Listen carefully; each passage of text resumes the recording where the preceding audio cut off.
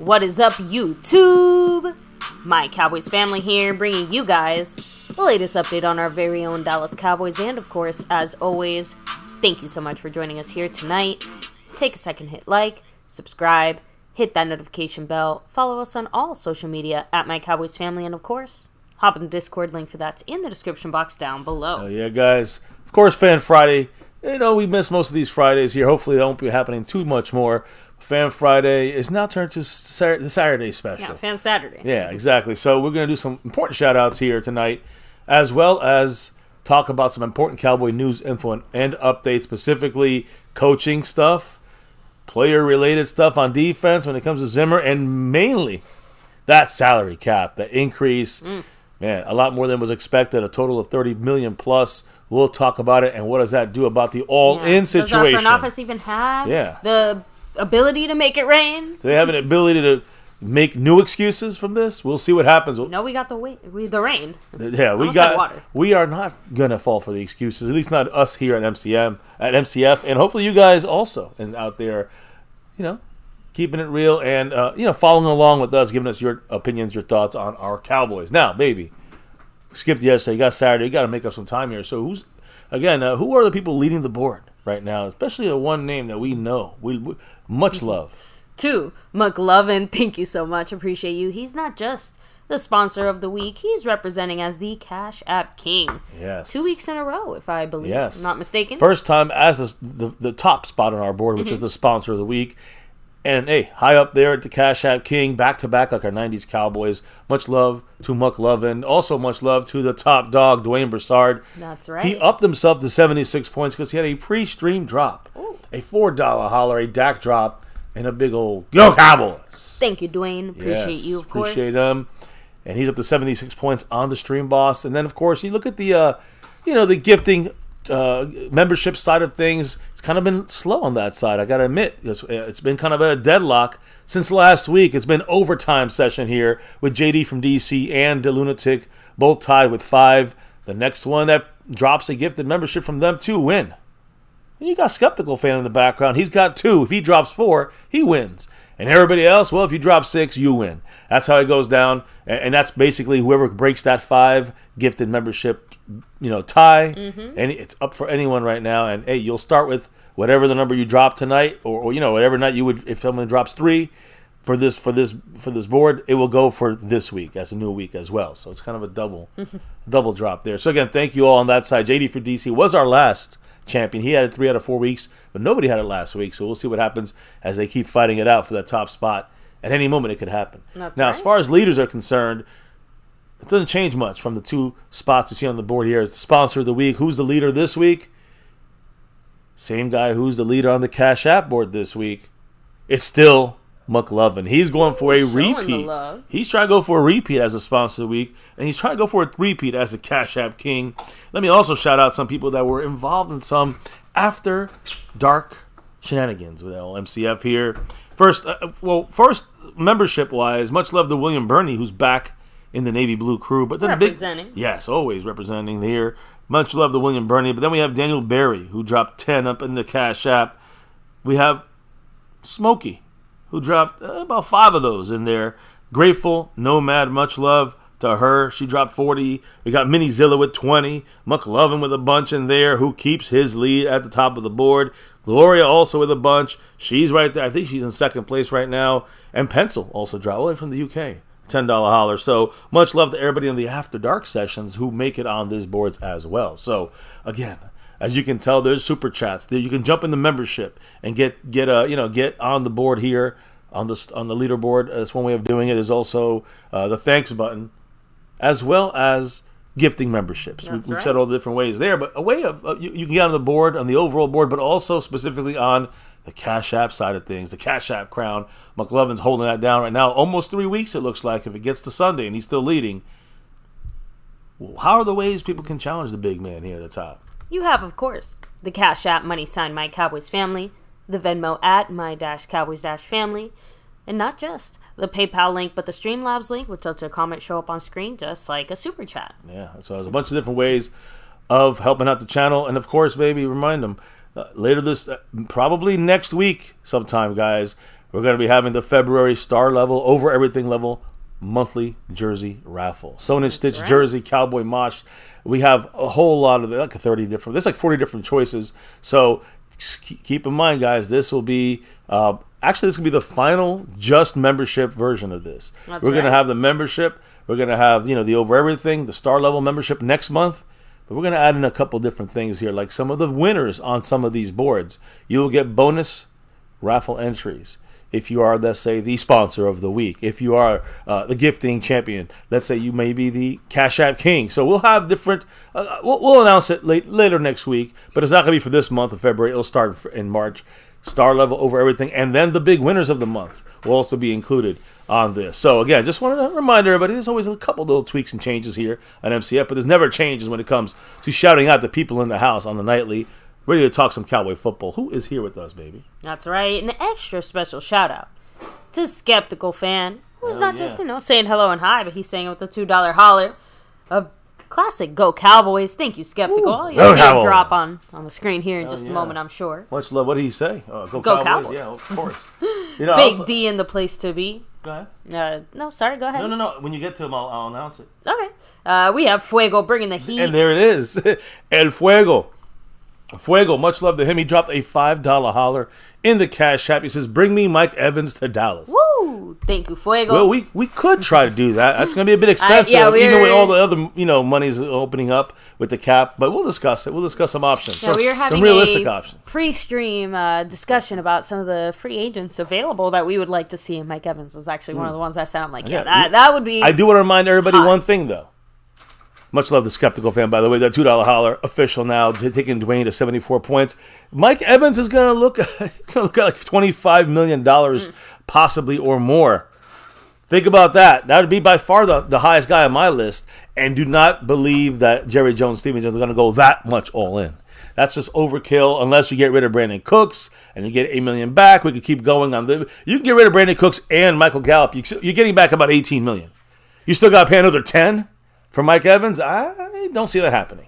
Sorry, guys. But there's other good quality players out there we can still get. Draft players. Some are on our team still. We'll discuss it all and more. Much love to Skeptical, Dwayne Broussard, and El Fuego. Or I'd say Fuego. His new name there. Appreciate you guys. And I'll update the board here as you keep shouting people out. Sorry. Of course. Rolando Rodriguez in the house. What's up? Big D in the place to be. Skeptical Fan. Always staying skeptical. Always. Fuego bringing the heat. I just decided to redo the shout-outs anyway. Mike Aldana, what's up? We have Dwayne Broussard, the top dog himself. Texas Twister, stay safe out there on the road. Bruce got the Toxic Juice representing. Let me keep rolling back here. I know I saw a little Dallas Cowboy who even he's like, man, that cap.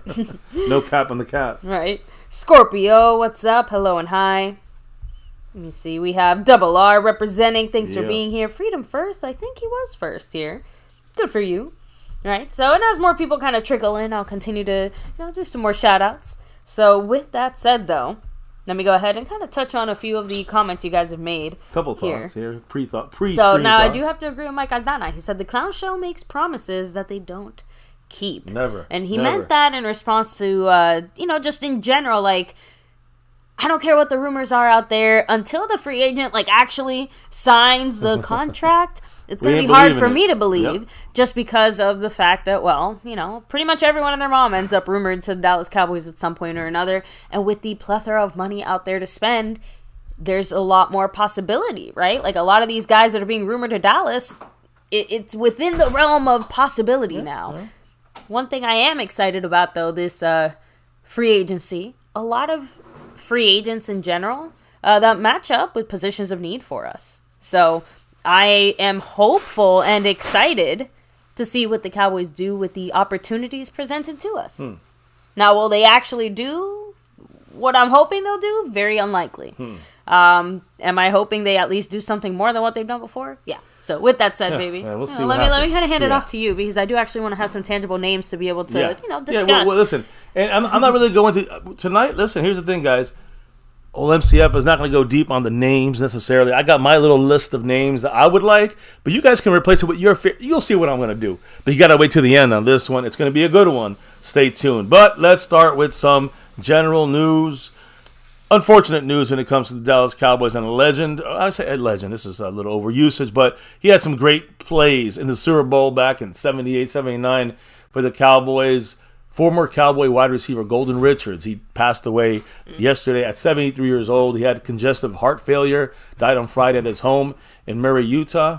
He was 73 years old, like I said. He fell and broke his hip on Christmas Day 2022, so over a year ago.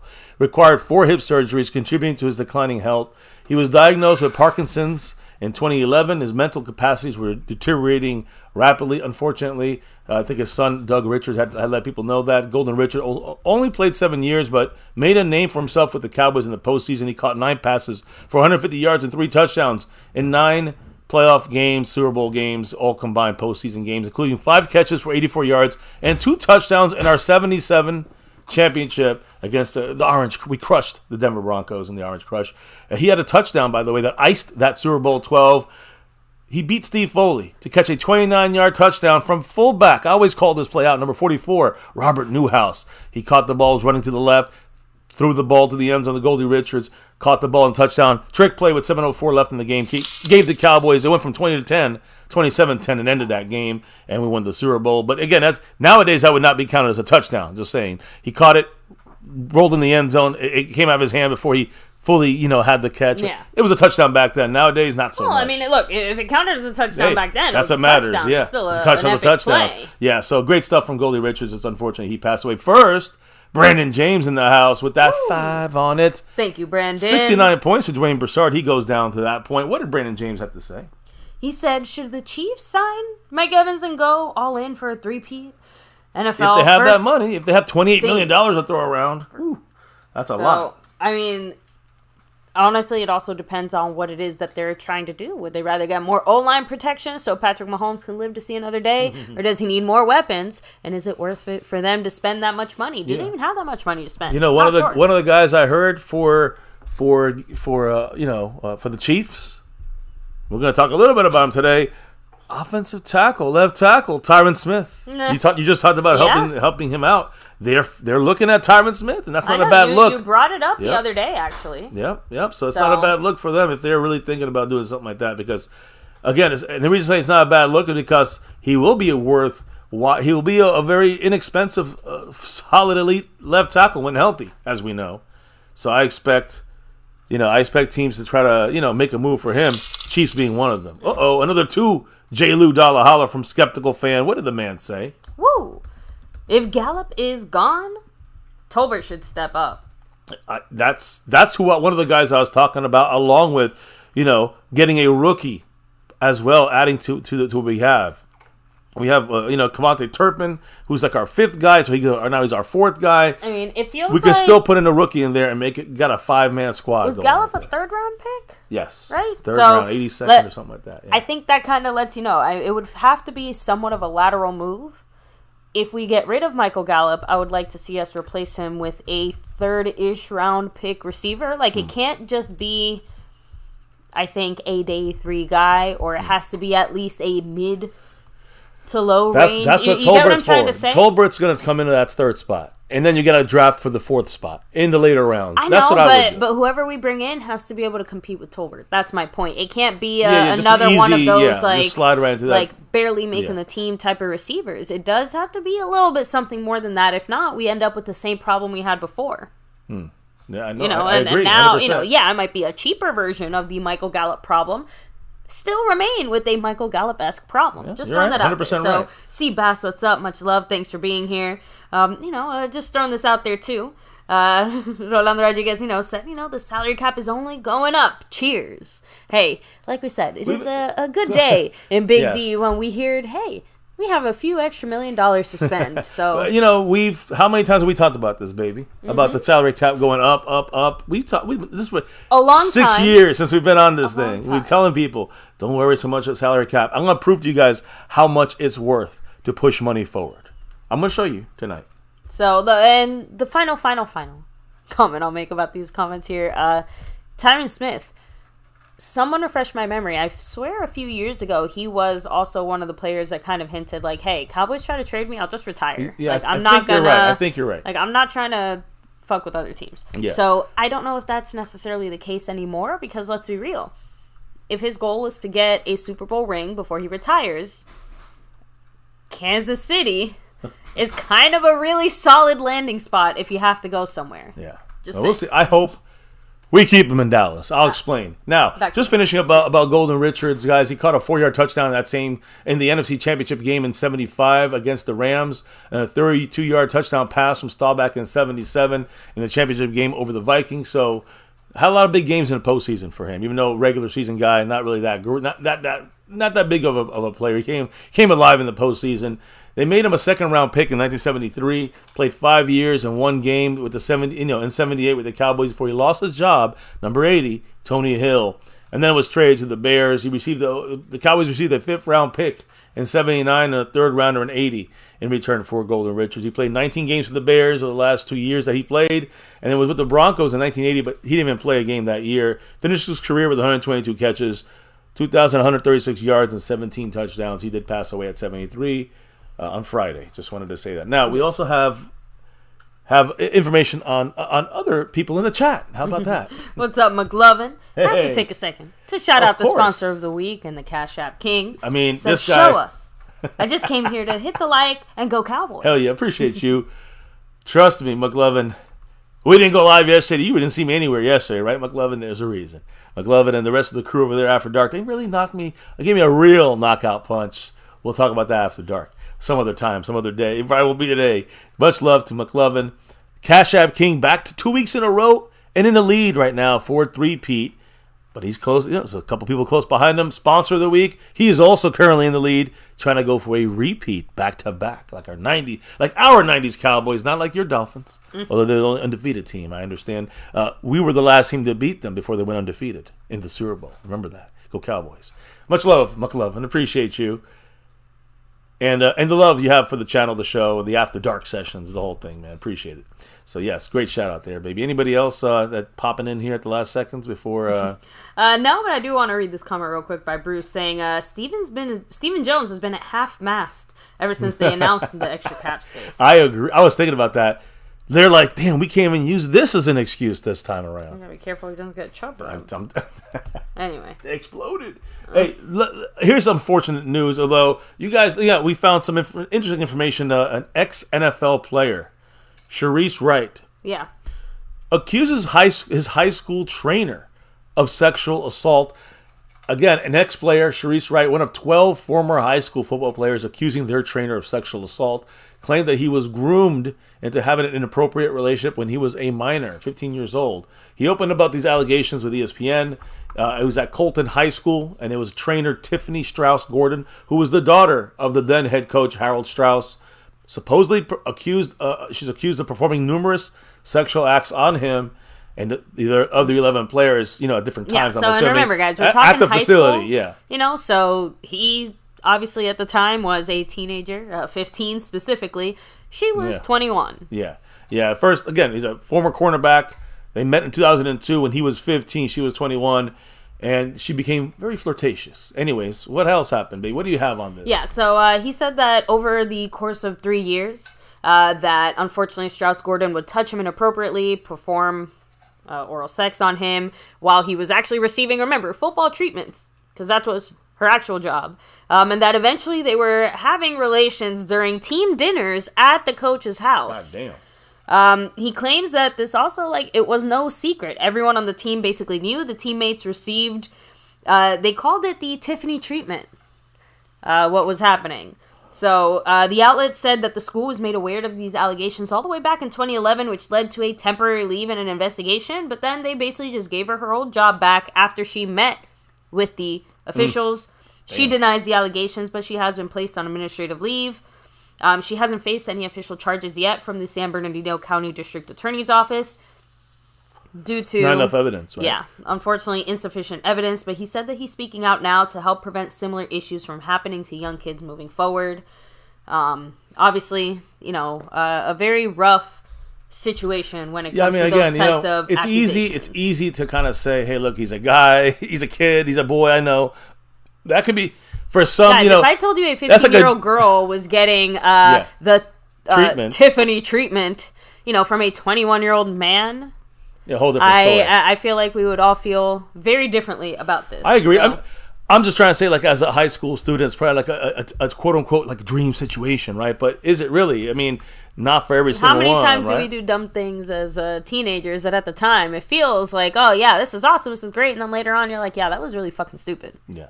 So just throwing that out there. MB, what's up? Hey. Skeptical fan throwing out there. Is Martavius Bryant still with the practice squad? We let him go, but I think we did pick him up on a futures. I was gonna say, I thought we did something with I think him. we got him back in the future on a futures deal, which is basically practice squad right now. So MB, what's up? Mike Aldana said we're having a let's her know situation here. So Seabass throwing out there, sounds like Buddy's guilty too. Again, guilty of being a dumb teenager for sure. I'm glad he's speaking out about it now. He didn't break any laws though. And look what happened. Someone definitely spoke up way back in 2011, and what happened? Literally nothing.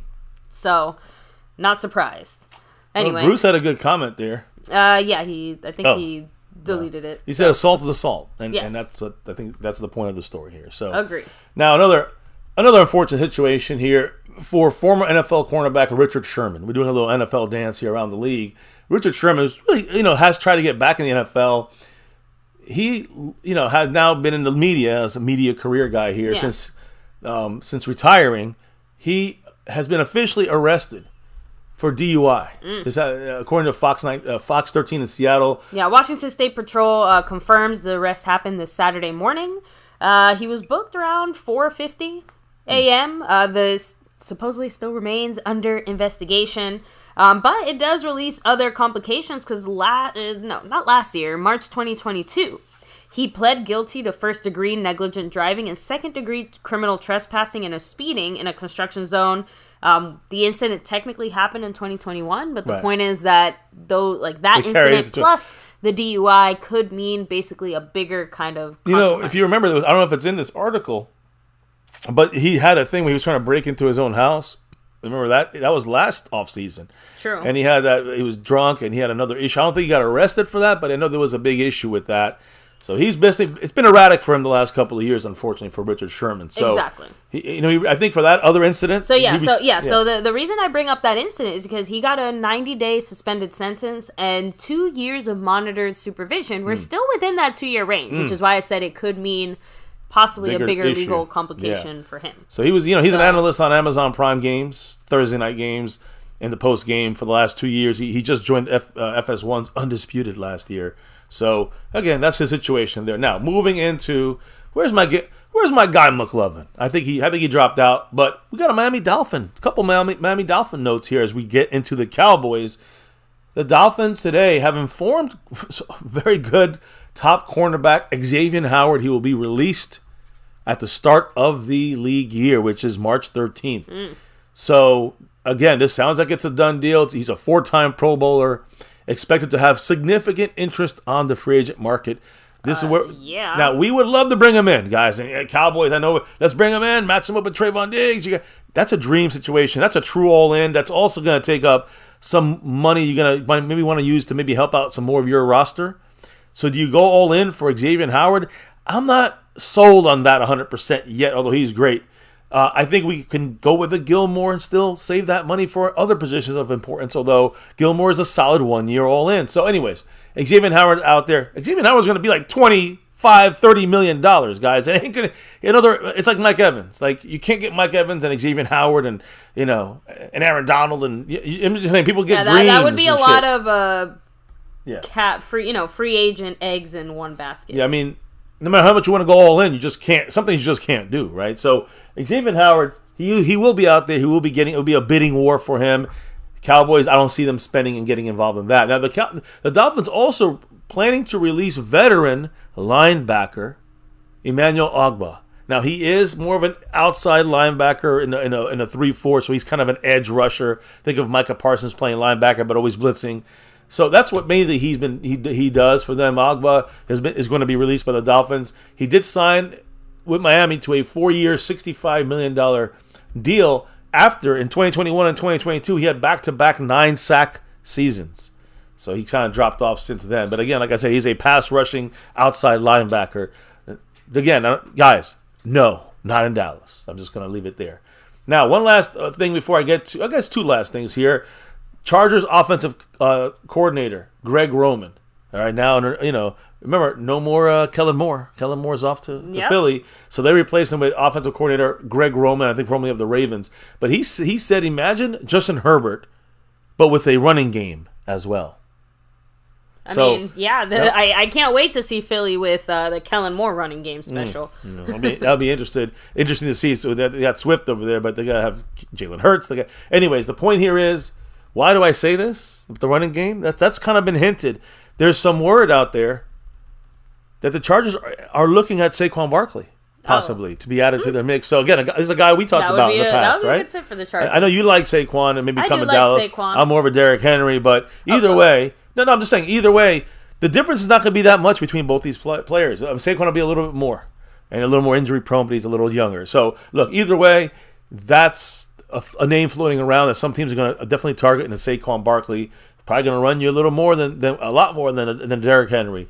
But point is, Chargers seem to be a team looking at Saquon Barkley, and former Commanders offensive coordinator, a guy who I maybe wanted to see next year coming with Belichick as our offensive coordinator. Former Commanders, former Chiefs offensive coordinator. You know what I'm going to say. Eric Bieniemy. Yep. Finalized a 2-year deal to join UCLA staff as their associate head coach / offensive coordinator. So he is now officially in college for 2 years. Unless he quits or they fire him next year, he's probably not coming to Dallas. So it's not a big deal. Some people don't even like him, but I personally would have liked him with Belichick and Zimmer as a defensive coordinator. That he made it down to the college level. Really? How did he? In the sense of how did no NFL team not snap him up? That's the part that's making me go Anyway, that's all. Yeah. A little surprising. What's up, Matt? Surprising. Thanks for being here, Pioneer. Hello and hi. Hey, much love to everybody. Don't forget, everybody right now, if you haven't hit it yet, hit that like button. It does help the algorithm. We're at over 34,000 subscribers, a.k.a. family members. Insanity. Thank you. Right here at you see my chest, MCF, yes, My Cowboys Family. But you see over that? That's that star. Over everything. So, again, I appreciate you guys making this the real deal. 34,000 plus. And rising. We'll see what happens, guys, as we keep going through this offseason. Appreciate all of you riding with us. And hit that like button, hit subscribe, hit that bell so you know we're going live. Following us at all social media, X, Twitter, Instagram, at MyCowboysFamily. Of course, you got the Discord as well. You know the good stuff. Much love to sponsor of the week, the man, McLovin. Much love to him. He's also the Cash App King 2 weeks in a row, and he's in the lead on both boards right now to try to go repeat on the sponsor of the week and the repeat on the Cash App board. Dwayne Broussard, the top dog, with 67 points on the Stream Boss, and a battle right now still up for grabs when it comes. The next one that drops is going to win it when you get to 6. And you got a tie between JD from DC and the Lunatic and Skeptical in the mix, and all you guys in the mix. Whoever's in the membership can gift memberships to others in the chat. So, hey, that's still up for grabs. Anyways, thank you all, and go Cowboys. Now, let us continue with some moves here. So we talk about coaches speaking and talking. Yeah, roll it back, a little Dallas style. So we hired a coach, guys, on defense under Mr. Mike Zimmer here. Now, you might say, well, did we get that offensive passing game coordinator? That's kind of the big Joe Witt Jr. spot. Well, Mike Zimmer made a move, and he's hiring Christian Garcia. He is going to be our defensive QC coach, quality control coach. All right? So he's kind of oversee things there. A lot of people with the knowledge of this situation said the move has been official. So Christian Garcia is a promising, very well-respected coach who finished last year as the Washington Commanders' interim defensive backs coach. Interesting. He's kind of in the mix there with Al Harris a little bit. It looks like he's going to be assisting Al Harris. So this is going to be the assistant to Al Harris, who's our defensive backs coach. So remember, he's not coming here without any out of the blue just to assist Al Harris. Mm-hmm. Remember who came here from the Commanders? Coach Z. I'm gonna call him Coach Z. He's the guy who. I can't remember his name. The guy. Well, it's Ganina. Zef Ganina. Yeah, Jeff Ganina. It's with the Z sound. So Ganina. He's our defensive line coach, replacing Adam Dirty. So he is the guy who's kind of gonna be having us help stop that run. We got a run game coordinator as well. The key here is that another guy to kind of help on our defensive side is Christian Garcia, who's following Jeff Zagonina from the Commanders to the Cowboys. By the way, a little side note, he used to play for the Florida Gators, UF. linebacker. He used to be a linebacker. In 2016, in July 2016, he helped stop a sexual assault behind a bar. Yeah, so again, Christian Garcia, linebacker, University of Florida player, assisted in stopping a rape that was happening behind a Gainesville restaurant early Thursday morning. And this has been, he's a hero. So big props to him on that side of things. But yeah, a new coach on our defensive side following Coach Z, not to the defensive line, but to help assist Al Harris. So defensive backs coach. It sound like we're all on the same page. That was the only big coaching move. But just to stay with the Zimmer factor for a moment before we get to the salary cap stuff, I want to say something here, guys. And you see him on my front on the front panel. I don't have a headline on him, but number 6, Donovan Wilson, with Mike Zimmer. I think that this is one of the defensive backs is where he's going to improve this defense. I think more than people realize because this is his specialty for Zimmer. So you think his impact will be seen more there than the D-line? I do, in the secondary. And again, some scheme stuff will help the pass rush. When it comes to I don't disagree. I just wanted to kind of clarify your... Yeah, because when it comes to the pass rush, that's still a passing game. That's defensive backs. He wants to do everything possible to help his defensive backs, and that means he'll always want to make... He's good at figuring out, like, pass rushing schematics. Yeah. That's part of the... D-line is, like, in support of... that. The corners. Yeah. So he wants like Jeff Zozina. You got a couple other guys. Gunther, who's going to be the run game corner. He wants guys focusing on the run. He's going to focus on everything else, but he can do the pass rush. That's part of the passing game, and that's what Zimmer loves. But part of that pass rush / defensive back usage is how do you use some of your guys. We talked about Malik Hooker, but what about Donovan Wilson? So think about this, baby. I think that Donovan Wilson will be used by Mike Zimmer. Similar in the ways of like using him in blitz packages and disguising number 6 all over the field. I think that he will be disguising him in all his kinds of packages he has as a kind of hybrid all around the field kind of player. Under Zimmer, Swiss Army knife type. A little bit, but a defensive back that can play linebacker, play pass rush, can stop the run, can be a run supporter, can cover. So you got a guy who can kind of do a lot of different things, and you can hide him easier that way, and you can also use him. He's one of the best. I've been talking about this for years. Well, Donovan Wilson, one of the best blitzers or defensive, like he has the most sacks for safeties in the whole NFL for the last 3 years, I think. Again, here's the thing, guys. Under Zimmer, Harrison Smith, kind of the comparison. I say that he used Harrison Smith in a certain way. He's going to use Donovan Wilson in the same way. Harrison Smith. He blitzed from safety 135 times between 2018, 19, 20, and 21 under Zimmer. So 4 years. For a safety to blitz 135 times, that's sometimes more than even linebackers blitz in 4 years. So you're using him like not just a safety or not just a linebacker. You're using him as a defensive lineman. So you look at Dan Quinn. He used them in some similar ways, But this past year, in 2023, he actually held back Donovan Wilson from blitzing. Okay. He only blitzed them 17 times this past season. That's criminal. Dan Quinn kind of messed up there, in my opinion. In 2022, Dan Quinn used them enough that he led the safety position in quarterback hits and blitzed them 30 times. So that obviously, you're seeing a big difference was from the Quinn. A contributing factor there to one of the reasons why maybe we didn't have as many sacks this year. Well, not sacks, but better usage of Donovan Wilson. Means better pressure, better chance for someone to get at the quarterback. You know what I mean? When you're disrupting whatever it is that the opposing offense is trying to do, it helps everyone. That's why Donovan Wilson. Well, just saying, like it feels like again, there's no real tangible way of saying, oh, Donovan Wilson blitzing less resulted in these tangible, numbers or results, but it still feels like something vital was lost there. When you don't take a player, Dan Quinn failed to continue to take Donovan Wilson and use him as a disguisable hybrid player. He used them more, in kind of the back end rather than as a pressure player. That's where you're losing the maximum effort you're going to get from Donovan, the maximum ability you're going to get, the efficiency from Donovan Wilson. Yeah. He's going to be better, more effective, and more efficient. Moving him all around the place, disguised, and blitzing more. That's what Dan Quinn pulled back this year for some reason, and basically cut it in half. His blitzes from last year to this year. Zimmer, he's going to put him back to that 30-plus number, as far as blitzing. I mean, Harrison Smith was what, like 40 a game? 40 a season? He blitzed them. So Wilson might get 30, 35 this year. Don't be surprised if you see Donovan Wilson being used in a certain way as a key piece for Mike Zimmer in this defense. Donovan Wilson is I always say this, he's been a very good player. It took some time, though, for him to get right. Remember that, guys. He missed all of camp with that injury last year. And he had a bad start of the season, for sure. Well, maybe that was also a slight contributing factor for Dan Quinn. I agree. But Dan Quinn, he was good to go. Dan Quinn never really reoriented him back to that blitzing situation. But, yeah, you're right. That could have also slowed him down this year in the blitzing in the first half of the season. But I think in this Zimmer scheme, he will be very good. That's one of the guys I look and say, okay, I expect Donovan Wilson, number 6, to kind of even get better under Zimmer's scheme. Zimmer has a history of getting the most out of his defensive backs, especially using safeties that kind of blitz and kind of pressure. He makes players that aren't as good, look as good as Donovan Wilson has already played.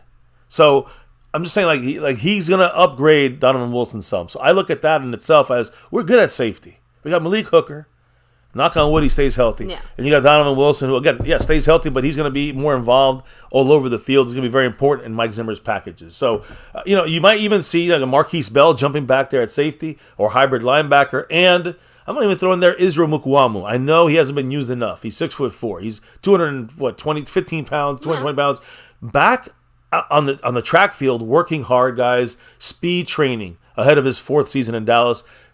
I posted some video. He was, pushing a sled on a track field, then pulling it with his, as he's trying to sprint. Yeah. And then without it, you can see the speed difference, the burst, the acceleration. So we'll see if that's helping him. Every year he tries to up his game. He's entering a contract year, his 4th year, guys. There's no options here. He was drafted, in the 6th round or something like that. So he's going to try to take another step forward under this new defensive coordinator in Mike Zimmer. We shall see. So when you look at this side of things, guys, Mike Zimmer, and the other Mike on our team here, the other coach that's named Mike. Which one? Mike McCarthy. Mike McCarthy and him, guys, guess what's going to happen? Unfortunately or fortunately, McCarthy will not be at next week's NFL Scouting Combine in Indianapolis. He and defensive coordinator Mike Zimmer are going to continue to set the staff, the coaching staff, and make changes to the scheme. McCarthy said he basically said the workload capacity and the time efficiency made more sense for them to remain, both of them, at the Star rather than at the Combine looking at players.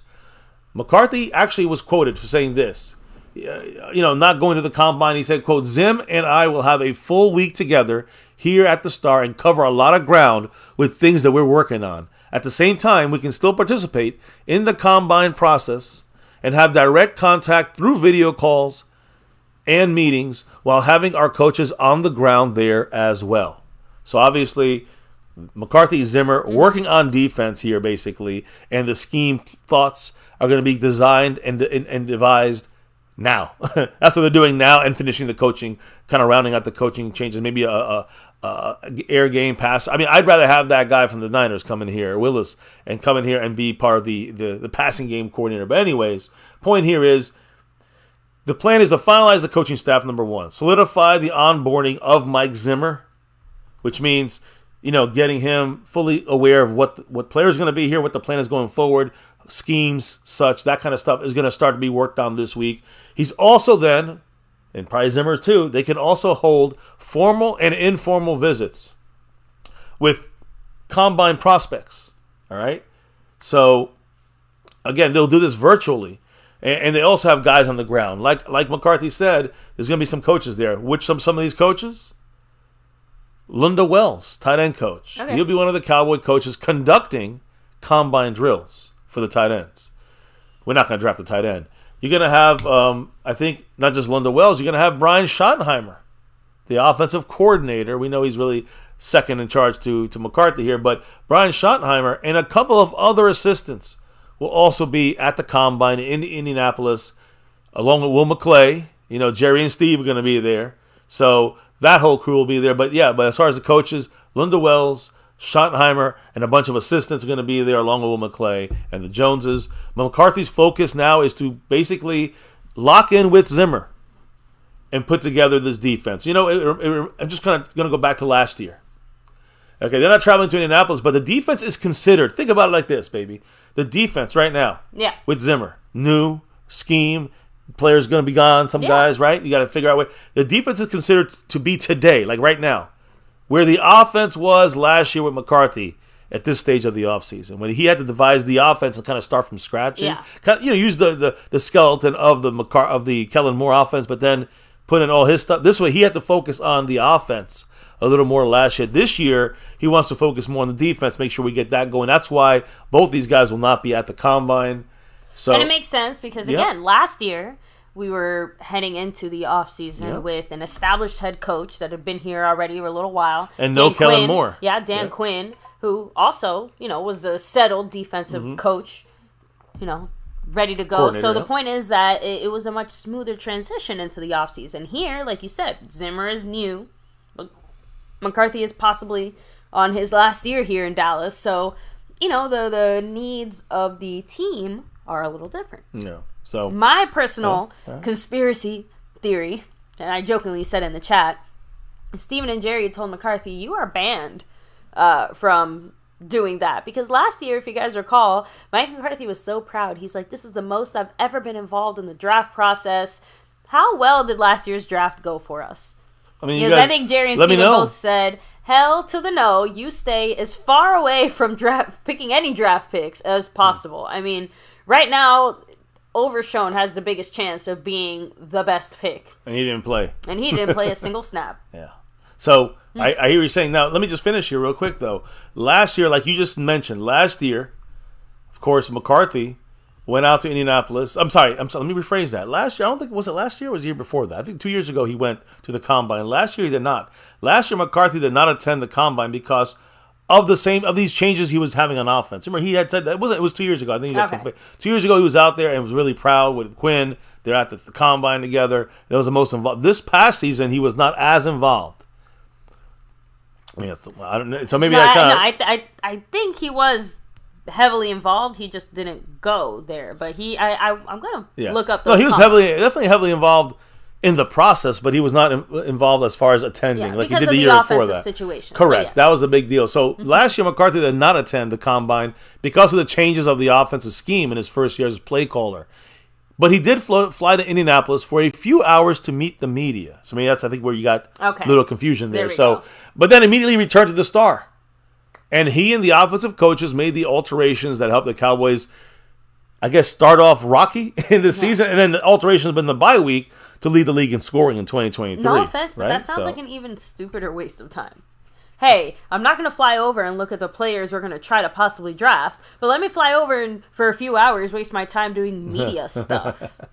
That's I why. don't know, that seems dumb. That might be a more of a Jones call. I don't know. Who knows? I mean, they wanted him out there. Either way, McCarthy and Zimmer will not be at this Combine. They will take part in interview sessions with players via the computer and virtually. Yeah. They will also get tape of all the workouts. It's going to be available for them constantly to keep them informed of these draft prospects. And the rest of the staff is going to do interviews.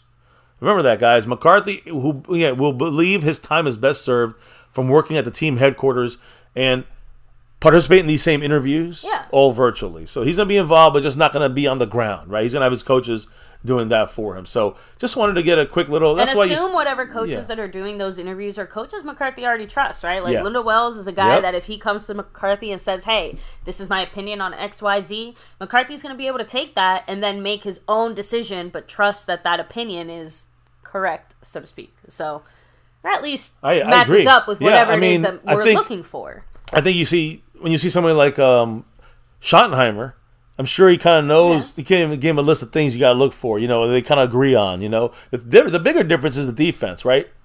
To me, it's like who's going to go there for representing the defense when you just got Zimmer in here and you're still finding out what he needs to do. Well, I'm assuming part of the reason, again, for going back to why is McCarthy, chilling in Big D with Zimmer instead of Indianapolis. Zimmer is going, him and Zimmer, as they're working out, what the defensive structure is going to look like. Zimmer's going to give his feedback and say, look, this is what I need. This is what I'm looking for. This is what I want to do. It's up to McCarthy to take that information and kind of speak for him because it is not a McCarthy-Quinn situation where Quinn very vocally, and was able to say, like, hey, this is what I want, this is what I'm looking for. But even Quinn, couldn't just do that the first year he was in the building. So Zimmer will rely on McCarthy to say, hey, these are the pieces we're looking for. This is what we're going to implement. Well, again, I agree. I'm trying to remain optimistic. Here's the thing you got to remember. About that.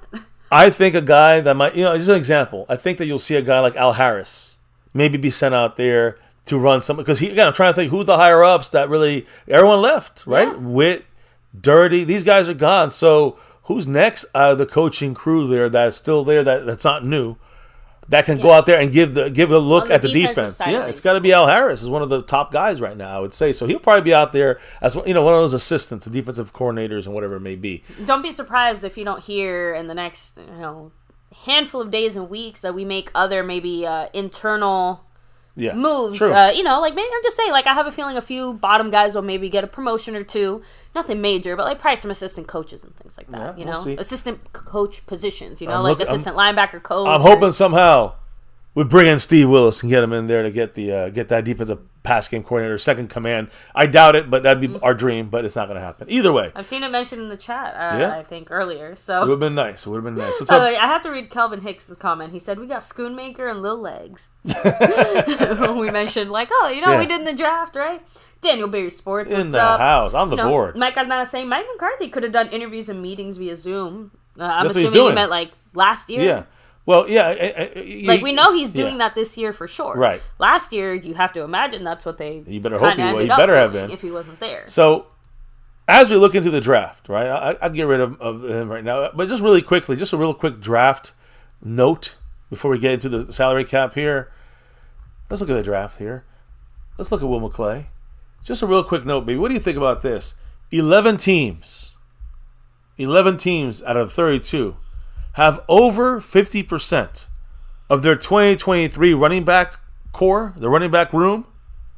Well, let me say running back room. Running back rushing attempts. How's that?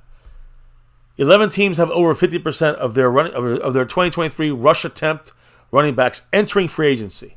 The Patriots, 52% of their running backs, of their rushing attempts, are going in free agency right now, into free agency. The Colts at 53%. The Texans at 60%.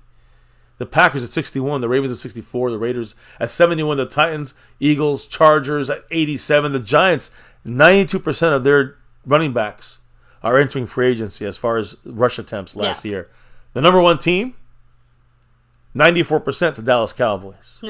You forget, and of course, Tony Pollard, Rico Dowdle, both entering free agency, both with all the runs on this team, 94%. I don't think our front office sees that statistic as a bad thing. If you take, again, some of the comments that have been previously made, it looks like they are absolutely ready to completely revamp our run game. Well, so that's what throw everyone out, bring some fresh blood in. Cowboys may go real cheap and go draft a running back here in the 4th round or something, right? Now, speaking of drafting, I want to bring up a draft player here that is a running back. This is the reason. It's been a rumor. I have to address it. I don't know if some of you guys know this player or believe this. I just want to make sure. I hope it's not true. Texas Longhorn running back Jonathan Brooks, supposedly, according to Brett Coleman, are strongly linked. The Cowboys and this running back. The reason is this, they're saying, the Dallas Cowboys team doctor did Jonathan Brooks' surgery following his torn ACL. And the Cowboys have, quote, better information than anyone else regarding the status on his injury. Okay. So they kind of say the Cowboys have an inside track, and that's why they're connected on this one running back. Of course, with the Cowboys, I just said to you guys, 94% of our running backs attempts are gone this year, or could be gone. We could get Rico back, or whatever. We get Tony Pollard back, but a hurt running back sounds like exactly what the Cowboys. And that's the thing. Again, Dallas, listen, the Cowboys are in need of a running back. He's an every down kind of running back, right? Before the injury, he was being mocked to the Cowboys in the late 1st round, early 2nd round by a lot of people. So if medicals hold up, could be a round 3 pick for the Cowboys. You know how we love those injured guys. So I'm not a big fan of this, but maybe some of you guys know Jonathan Brooks better than I do, and you guys trust in his torn ACL. I do not yet. I don't want to get a guy starting off like that already. You know what I mean? No. I actually. You were going to say something. No, I was going to say something, and I'm trying to. I guess I'm trying to figure out what it is that the Dallas Cowboys foresee in their future as far as, like, what is it they're trying to do with the run game? Because are they going to do what I feel like is their intention, just based off of that, right? Mid-range draft talent when it comes to the run game, and basically just rinse and repeat every 3-ish years, along with some undrafted free agents and the occasional dirt cheap free agent. You know what I mean? If I think in general, I think the Cowboys would like to keep their total expenditure on the run game to like $6 million, because that's basically where you're going to end up. You draft a guy in the 3rd round, you pick up some other scrub or whatever, but the way they see it is this 3rd round pick has 1st round like potential. So basically they're going to keep doing that type of move. So they'll get a running back in like the late 2nd round or something, but he's going to be, the bee's knees type of thing. Yeah. So the only reason I say that is because, man, that makes me think that Derrick Henry is not even like he's not on our radar. He's not even in our universe. Like hearing stuff like that makes me think that whatever free agent running back we get is going to disappoint all of us. Well, we'll see what happens, guys. I mean, I'm kind of, I don't hold my breath with this front office, but I'm just giving you guys the news and notes out there that are out there. Now, I won't shoot the messenger. When it comes to, and we're flying through today's stream quickly, but I definitely want to, we have to do the shout-outs, though. We never did the shout-outs for the star level and the silver level. We'll be doing that when we get a little more people in the chat here to make sure we get it. We want to make sure we get it full blast there. So we'll take a commercial break right before we do the cap stuff here. But right before the cap, this is before the only thing left, because this kind of has to do with the cap. Not this year, though. Next year's cap. The 5th-year option for Micah Parsons. You always find out after that 3rd year, he can negotiate a deal now, an extension, but then also, you have to know if that 5th-year option is going to be something you're going to want to place on him, which the Cowboys will, but at the very least as a placeholder. But at the moment, Micah Parsons is technically slated to enter the final year of his contract. This is his 4th year.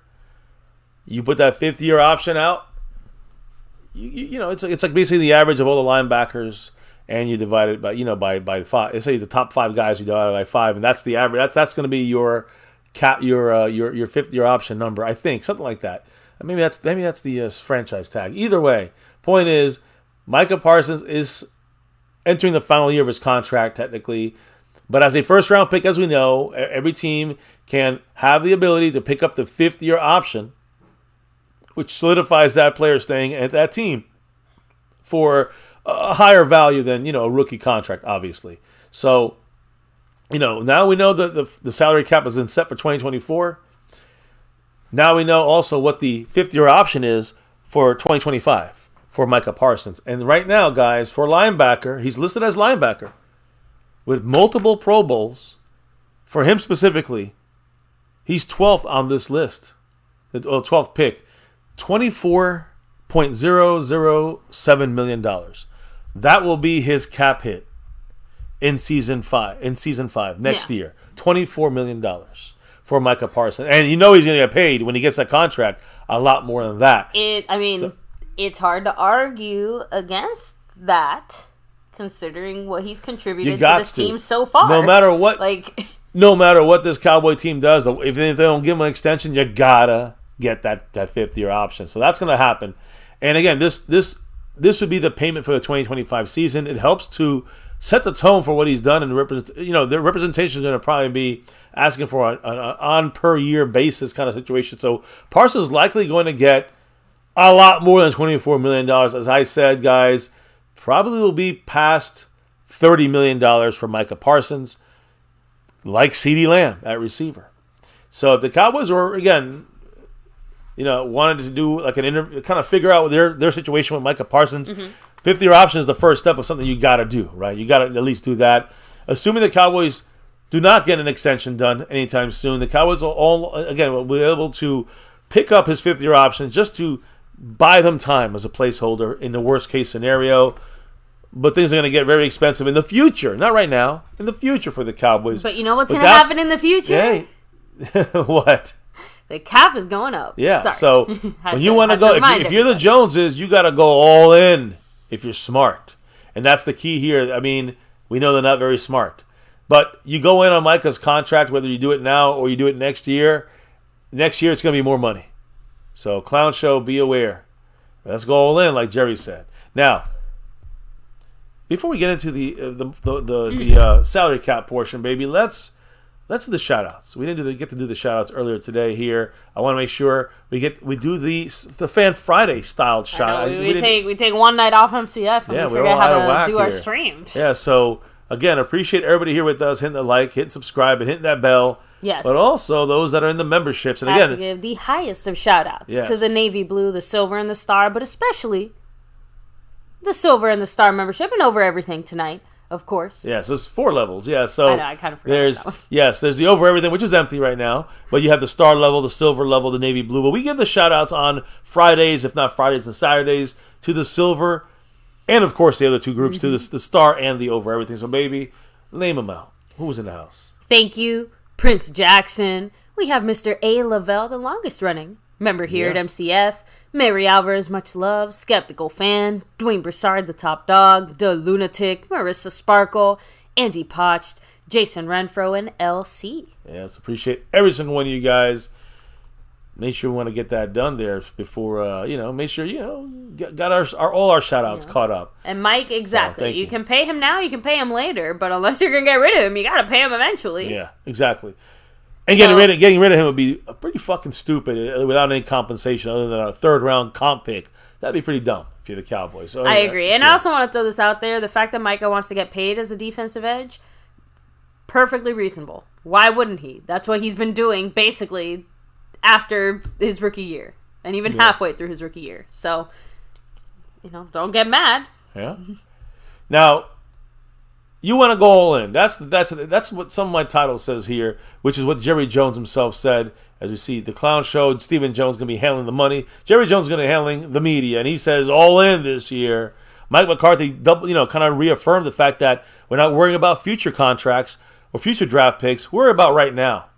That was what Mike McCarthy said in the question of what does that mean with Jerry Jones saying all in? Well, let's talk about all in because we have now yesterday officially the NFL informed the NFL, all the NFL teams that 2024 salary cap it's not going to be at $242 million, which was the initial numbers. Mm-hmm. We thought it was going to be $250 million around that range. No. $255.4 million is the salary cap limit. You go from last year was what? 220, 219, 220. That's a $30.6 million increase from last season on the cap. Now, guys, this is with COVID included. The COVID payback. So here's the thing that's crazy. Just to remind everyone what happened there. The COVID year, they all the teams collectively decided, hey, we're going to borrow money from future salary caps to kind of make sure we have money to pay everyone now because of the whole situation. And, the first year or two, definitely felt that impact a little bit more amongst NFL teams. Yeah. But now you can see, we're good. We're gravy. Starting to catch up. Out. And it's going to get bigger than this. That's what I'm trying to say to you guys. It probably would have been $40 million or $50 million this year. A jump, not 30. It wasn't for COVID in that situation. So what I'm trying to say is this. If the Cowboys, I think Jerry Jones said all in because I think he knew we were going to get this extra bump this year. True. They knew it before us. He is the NFL owner, so. I mean, they know it before we do, right? So, again, remember, guys, it went up like $10 million one year, that first year, right? Yeah. And then it went up like $12 million the next year, right? So it went up increasingly. I'll go through that in a minute. But $30 million is the biggest it's been up, and that's because of the broadcasting rights, which trickle. This is how the players get more money in the NFLPA and the union. Making deals with NFL, with the owners, with striking. This is what they're fighting for. This is why, and they are right. The players are 100% right. If the owners are making billions, they should be able to make more millions. The players. Agree. So the NFL announced with this 2024 salary cap being brought up $30.6 million to $255.4 million per team. They also are adding an additional $74 million per club payment for player benefits, which also includes the performance-based pay. Good. And the benefits for retired players. Good. This total 2024 player costs Well, for each team will be $329.4 million per team. That's all going to be player money. Of course, the limit for the cap is $255. The other stuff is more cash payouts, benefits, retired situations like LVE, right? So again, for the whole league, when you add up all 32 teams, it's $10.5 billion with a B dollars league wide. But this unprecedented $30+ million increase per team in this year's salary cap is the result of the full repayment of all amounts advanced by the teams and deferred by the players. The players also gave up the money, guys. This was the players and coaches for COVID gave up the money, at the time to get more money now. So now that they've kind of cleared that now, right, from the COVID pandemic, and of course the bigger increase they even thought when it comes to the media deals, the media revenue, which the players are also entitled to. In 2024, that's why this is being bumped up so much higher. Next year, it might be $50 million more. Think about that when we make a big contract deal with Dak, CD, or Micah. Think about how that money is going to be worth. It's going to be opening up for that room in the future. That's what I've been saying for years. At this point, I feel like we're playing with Monopoly money. I know. I've been saying this for years. Maybe you have too. Since 5 years ago, I've been saying get these guys signed now for a long-term deal so you can lock them in. It makes much more sense to restructure a cushionly built contract, right, than it does to try and sit here and come up with a price. It's like, hey, would you rather have bought a house in 2019 or in 2024? You let me know. Yeah. So again, the final numbers, guys, it's $13 million over the expected number. It was supposed to be $242 million, $13 million more, $255 million. You guys feel me? Then the expected. This is great news for all the teams, but especially us. Let me keep it going here, guys, because this is compounding growth. It's basically it's added up right now since they had the salary cap in 1994. It's been 7% growth overall over the 30 years of the cap, as far as annual increases. And it's nearly as much right now as the original base amount. Let me explain. In 1994, you know what the salary cap was in 94? What? $34.6 million. That's like Dak's, half of Dak's contract. Yeah, I was going to say, that sounds like a joke. It doesn't look real. And it went from 34 to 37 to 40 million, 41. And all the way get to 2009, $123 million. There was no salary. 2010, there was an issue there, so no salary cap that year, or no increase that year. But the point is that it goes throughout these years. 2019, 188. 2020, 198. Then in 2021, it dropped to 182 because of COVID. Yeah. Went back up to 208 the next year, 224 last year, now to 255. Crazy number there, over $30 that's million a really increase. Big jump. Yeah. And when you look at it in a way where, since the revenue sharing years, which started in 2011,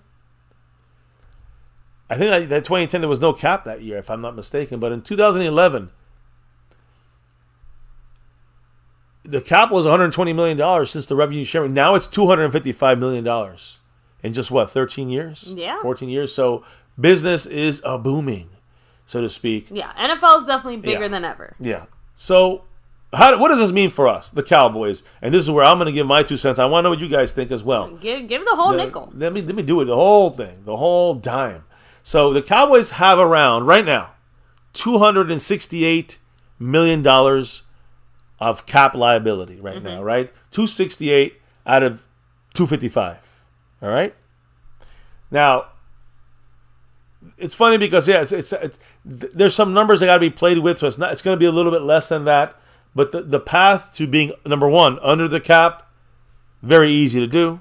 Number two, making room for an all-in, quote-unquote, all-in move, still easy to do. Now, according to Sport Track, this increase, this $13 million plus increase on the original number, has the Cowboys, they only list the Cowboys as $3.2 million over the cap for some reason. I don't know if they added in some of these dead cap hits from Tyron Smith and that we had, and Dorrance Armstrong. That's another $7.5 million. So you got about $10 million possibly there, but they're including everything. How about OTC over the cap? They have the Cowboys at around $8 million over the cap right now. So The Cowboys were at 21 million over the cap. Now they dropped to 8 over the cap. And we haven't even started making a move yet on any contract. Doing any business. No contract yet. So at this stage, with potential cuts, restructures, currently on the way, the Cowboys are in a much better place. $13 million better than we were previously. I know it's the same for every team. I don't care about every team. I care about our team. And that's big for trying to, quote-unquote, go all in. So let me just give you an example of how important it is when it comes to the money getting pushed down the line and these new these salary caps going to keep increasing. Last year, the Cowboys pushed $7 million of Michael Gallup's 2023 salary into 24, 25, and 26. Over 3 years, they spread that. The $7 million spread over 3 years. If he gets cut, we got to pay that dead money back. But it's a small hit for us. Let me explain. Because 2024, 25, 26, you can take that 7 divided by 3. You do the math, guys. It's not a mistake to cut Gallup after restructuring him.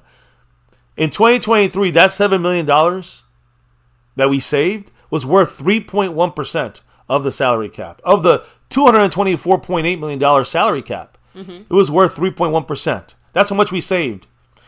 That same $7 million we got to pay back next year in 2020, on the cap in 2024, 25, and 26.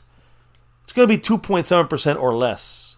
So we already saved some percentage of the cap money, guys. That because Even we though moved we're paying him the exact same we're paying amount the same of money. 7. Yeah, paying the same $7 million, but it hits the cap for a little less. It goes from 3.1% save this year, or let's say last year. This year it's only a 2.7% hit, even cutting him. So that $7 million is worth so much more in the sense of not more. It's worth it for us to push the money down the road. So this is again a reminder that pushing the cap hits into the future years, it does 100% reduce the percentage of the cap that is occupied by that player's same contract over the life of their contract. So this is just basic mathematics statistics. You push Michael Gallup $7 million spread over 3 years. You're going to be using up 2.7% of the cap this year if you cut him.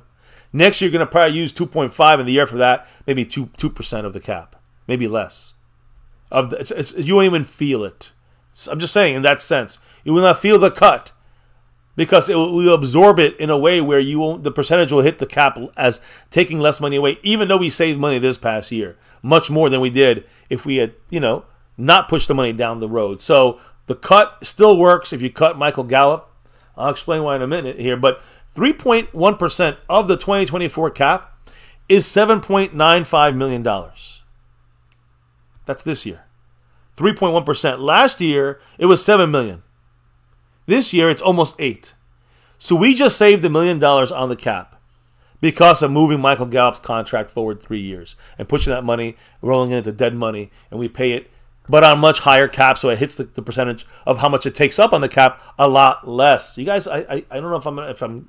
Do you get what I'm saying? Yeah, right. I do get what you're saying. Right. Again, it's the same way that, and again, I do get your point, Frame Rippers. You're not necessarily fully wrong, right? If the price of everything else is going up, just because you're getting paid more doesn't necessarily mean you're actually making more money. But here you can clearly see that the cap is increasing at a rate that does mean that players actually do get paid more.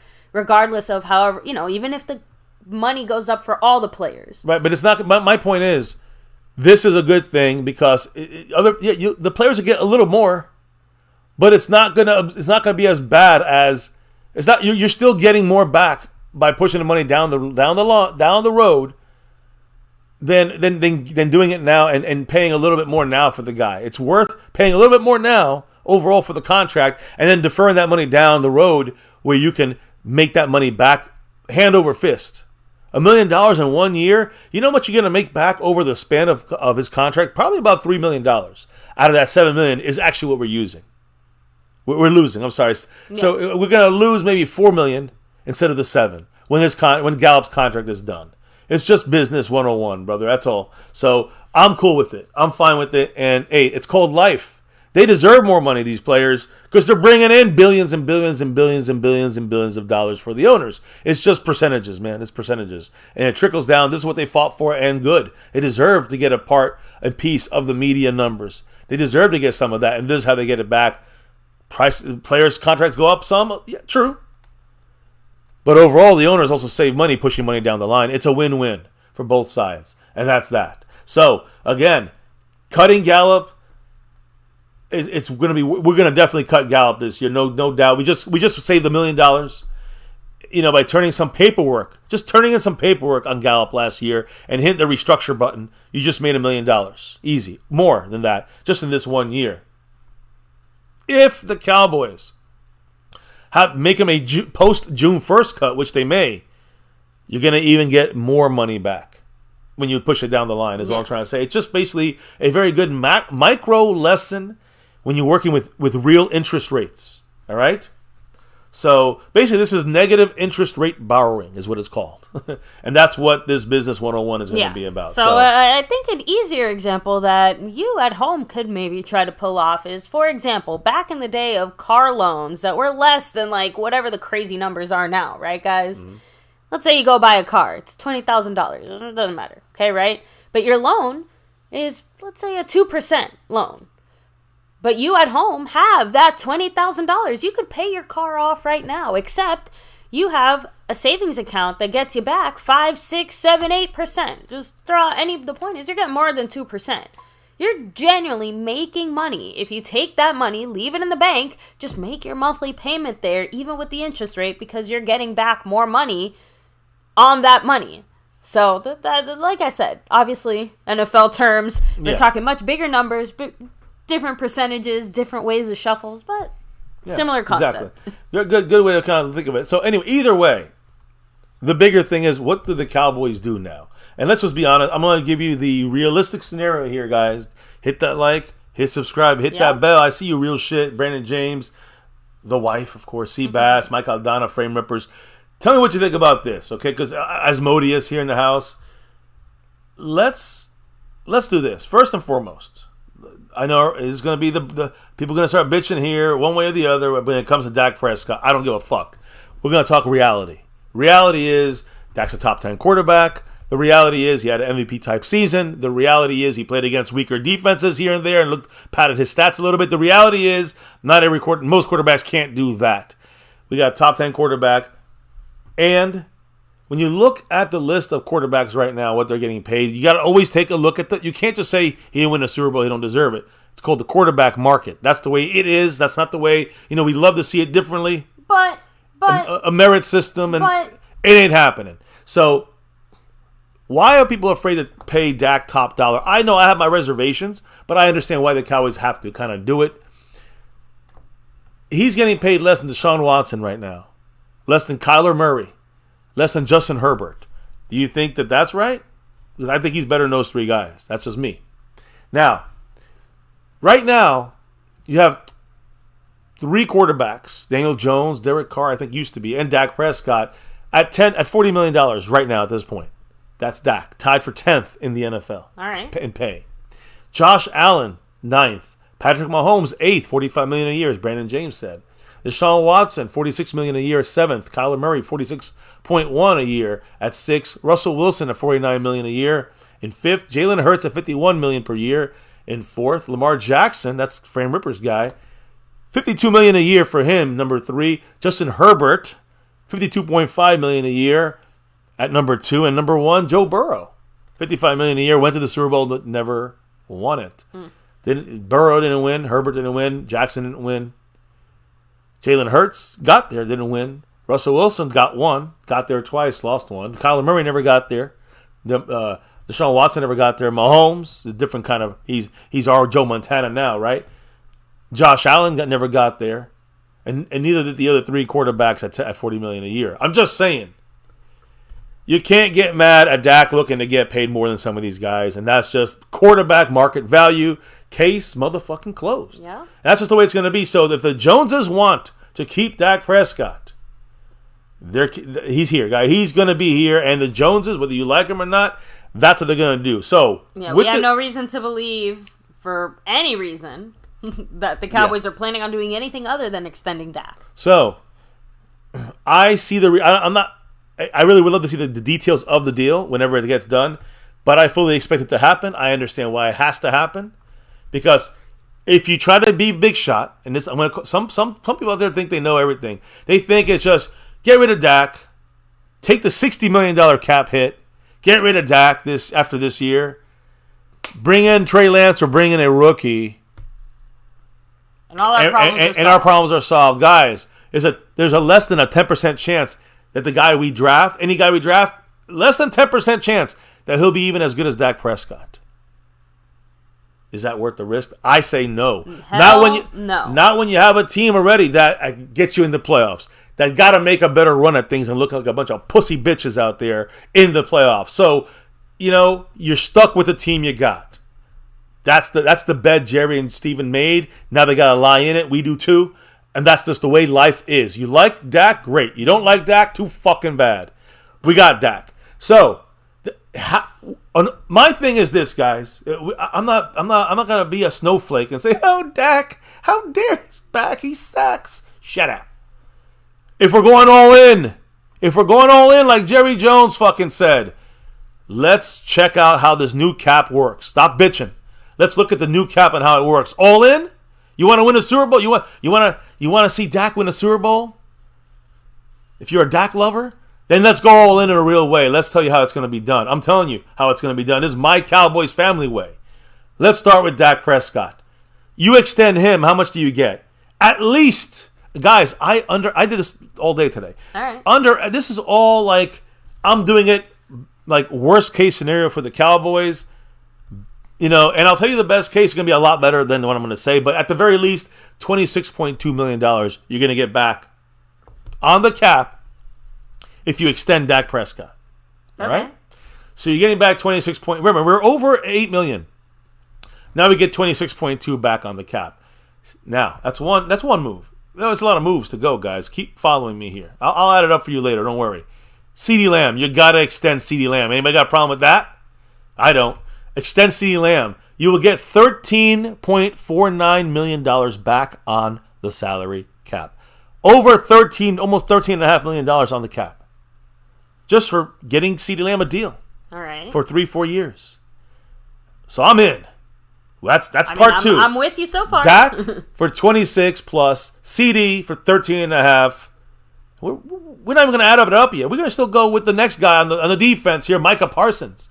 Forget about trading him like Herschel Walker. Let's pay him. Let's just, in this all-in mindset, pay the guy now. Give him an extension. You know how much we save? Not that much. Like I told you guys, it's not his barely's going to move $1.5 million. But you got him locked up. You don't have to pay next year's price for Micah Parsons. This is going to be $5 million more. So if you make a deal now, you save $1.5 million this year. Keep adding it up with me. Add it up with me, family. Now, a guy that maybe a lot of us don't want, and you can have your questions about him, but think about the cap hit we're going to be eating here. Be about $20 million cap hit we eat. If we cut him, we get about $10 million back. All right. So I'm saying whether you extend him or you restructure him, you can get $7 million. You're going all in now. We got to pay this money back, but you can extend them for 1 year and bring him down $7 million. You keep him around. Still, it's one of your guys. If you don't want to extend him, you can restructure him, and you get $7 million on the cap, or you can cut him for an extra $3 million. But now you got to replace him, and you're already eating $20 million in that position. You don't want to. You're gonna keep DeMarcus Lawrence. Now, Seabass said bringing in the we like our guys from last year back is not really going all in at all. Well, I'm just saying this, and I want to know what Seabass thinks all in is, because there's only so much you can do all in with the cap, connection we have with Dak's contract. But we knew this going in. It's going with your own guys. These are our best guys. Micah Parsons, CeeDee Lamb, and Dak Prescott. Those are the guys that we're going to roll with for the next couple of years. That's just the way it's going to be. Now, DeMarcus Lawrence is not that. And I'm not the biggest fan of DeMarcus Lawrence as a pass rusher for the money he's getting paid. Yeah. As a run stopper, he's our best run stopper. So just hear me out, family.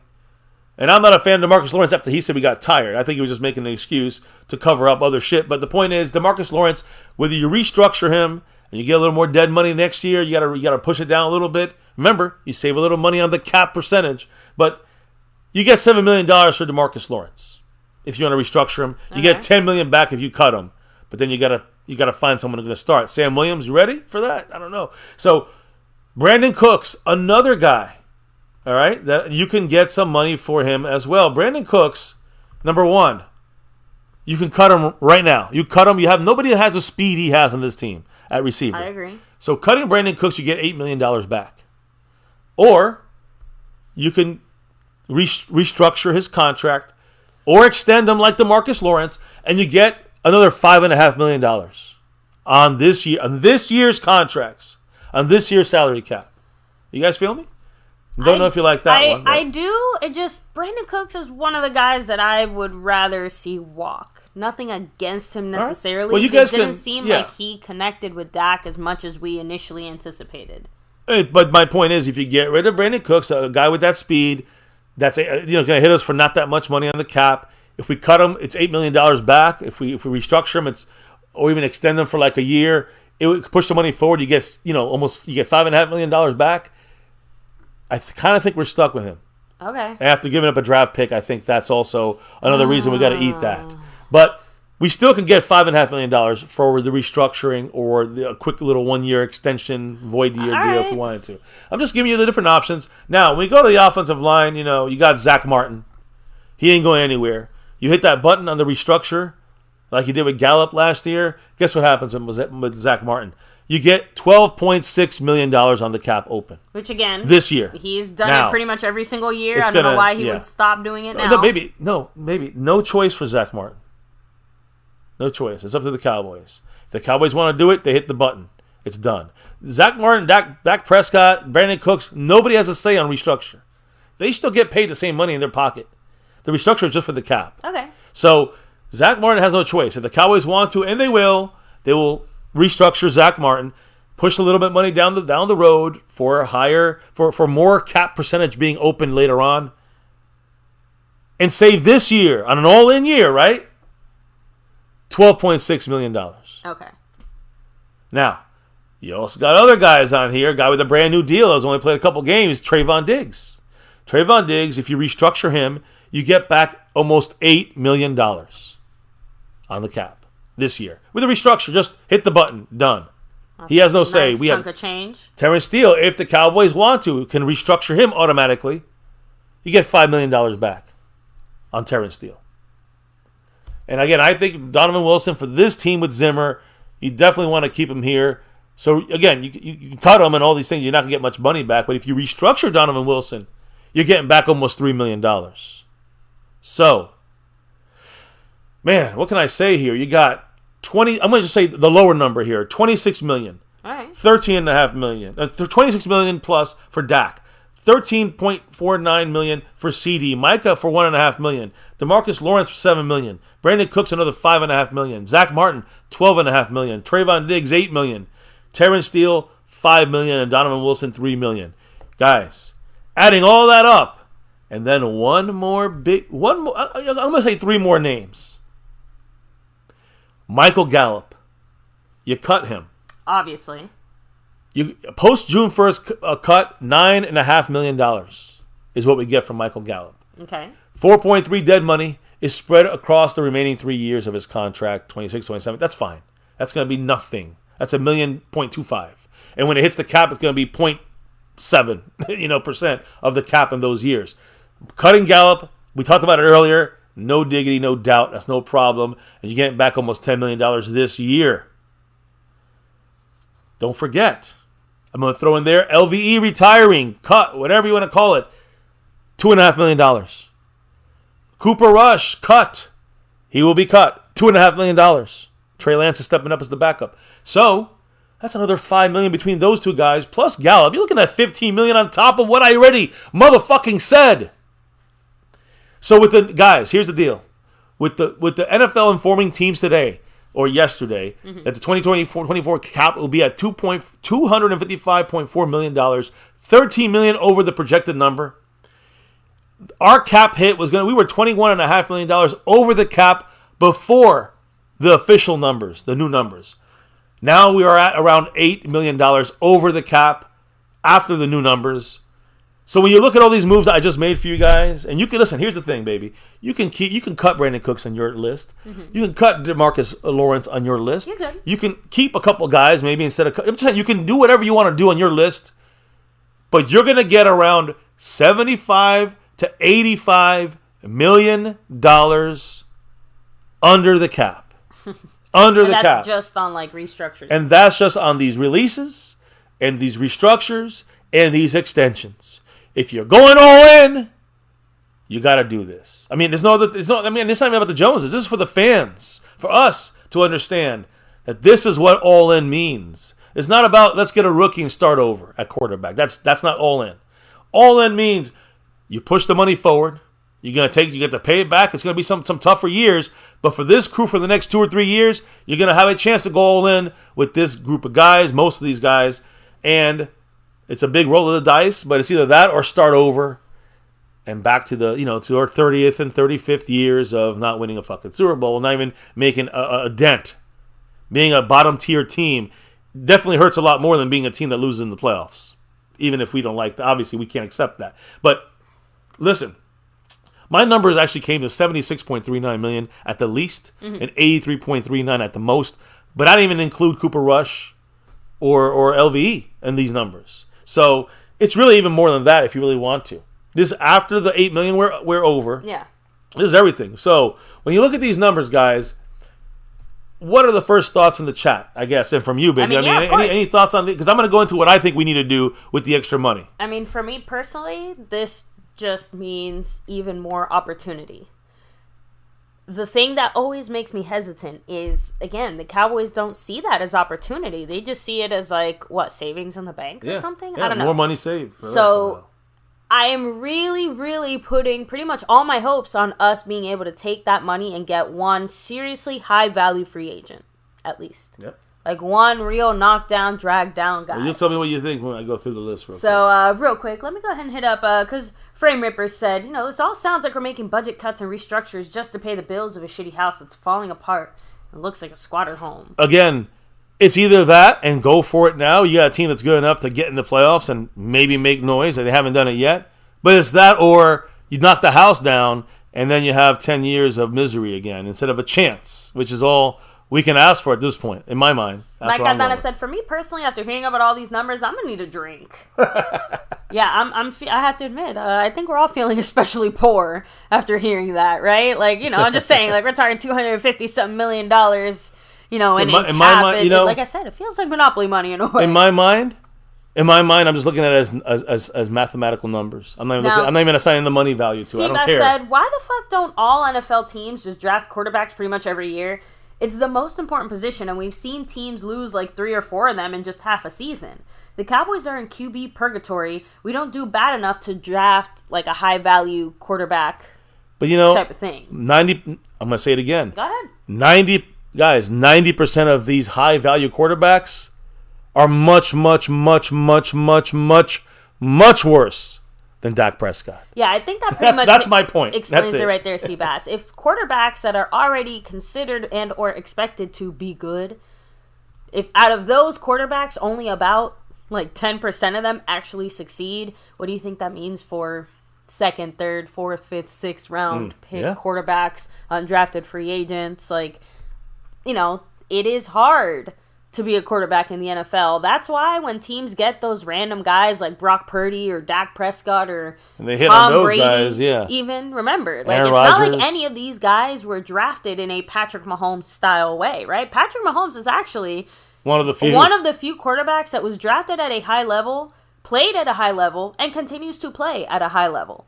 So there's obviously a handful more. It's a big shot in the dark, a big crapshoot when you are going to redraft and think you're going to hit the lottery. You get Mahomes, you ain't getting Mahomes. You get Mahomes, you get Mahone. That's what you're going to get. As Modi said, I'm going to sit back and listen because this is good shit. Hey, I'm just getting started. Well, we're finishing up, but I'm kind of getting started. Yeah, Matt Batten said, I like it. Right. Frame Ripper's throwing out there, what you're trying to convince us is you feel football is all about luck, not skill, and I can't agree with your thinking. I never say anything about that. I'm saying it's about business. That's the thing people don't want to understand about the football now, whether you like it or not. That's the way it is. It's business. So you got to make the numbers work. It's not just about scoring touchdowns. It's about scoring touchdowns in the business room.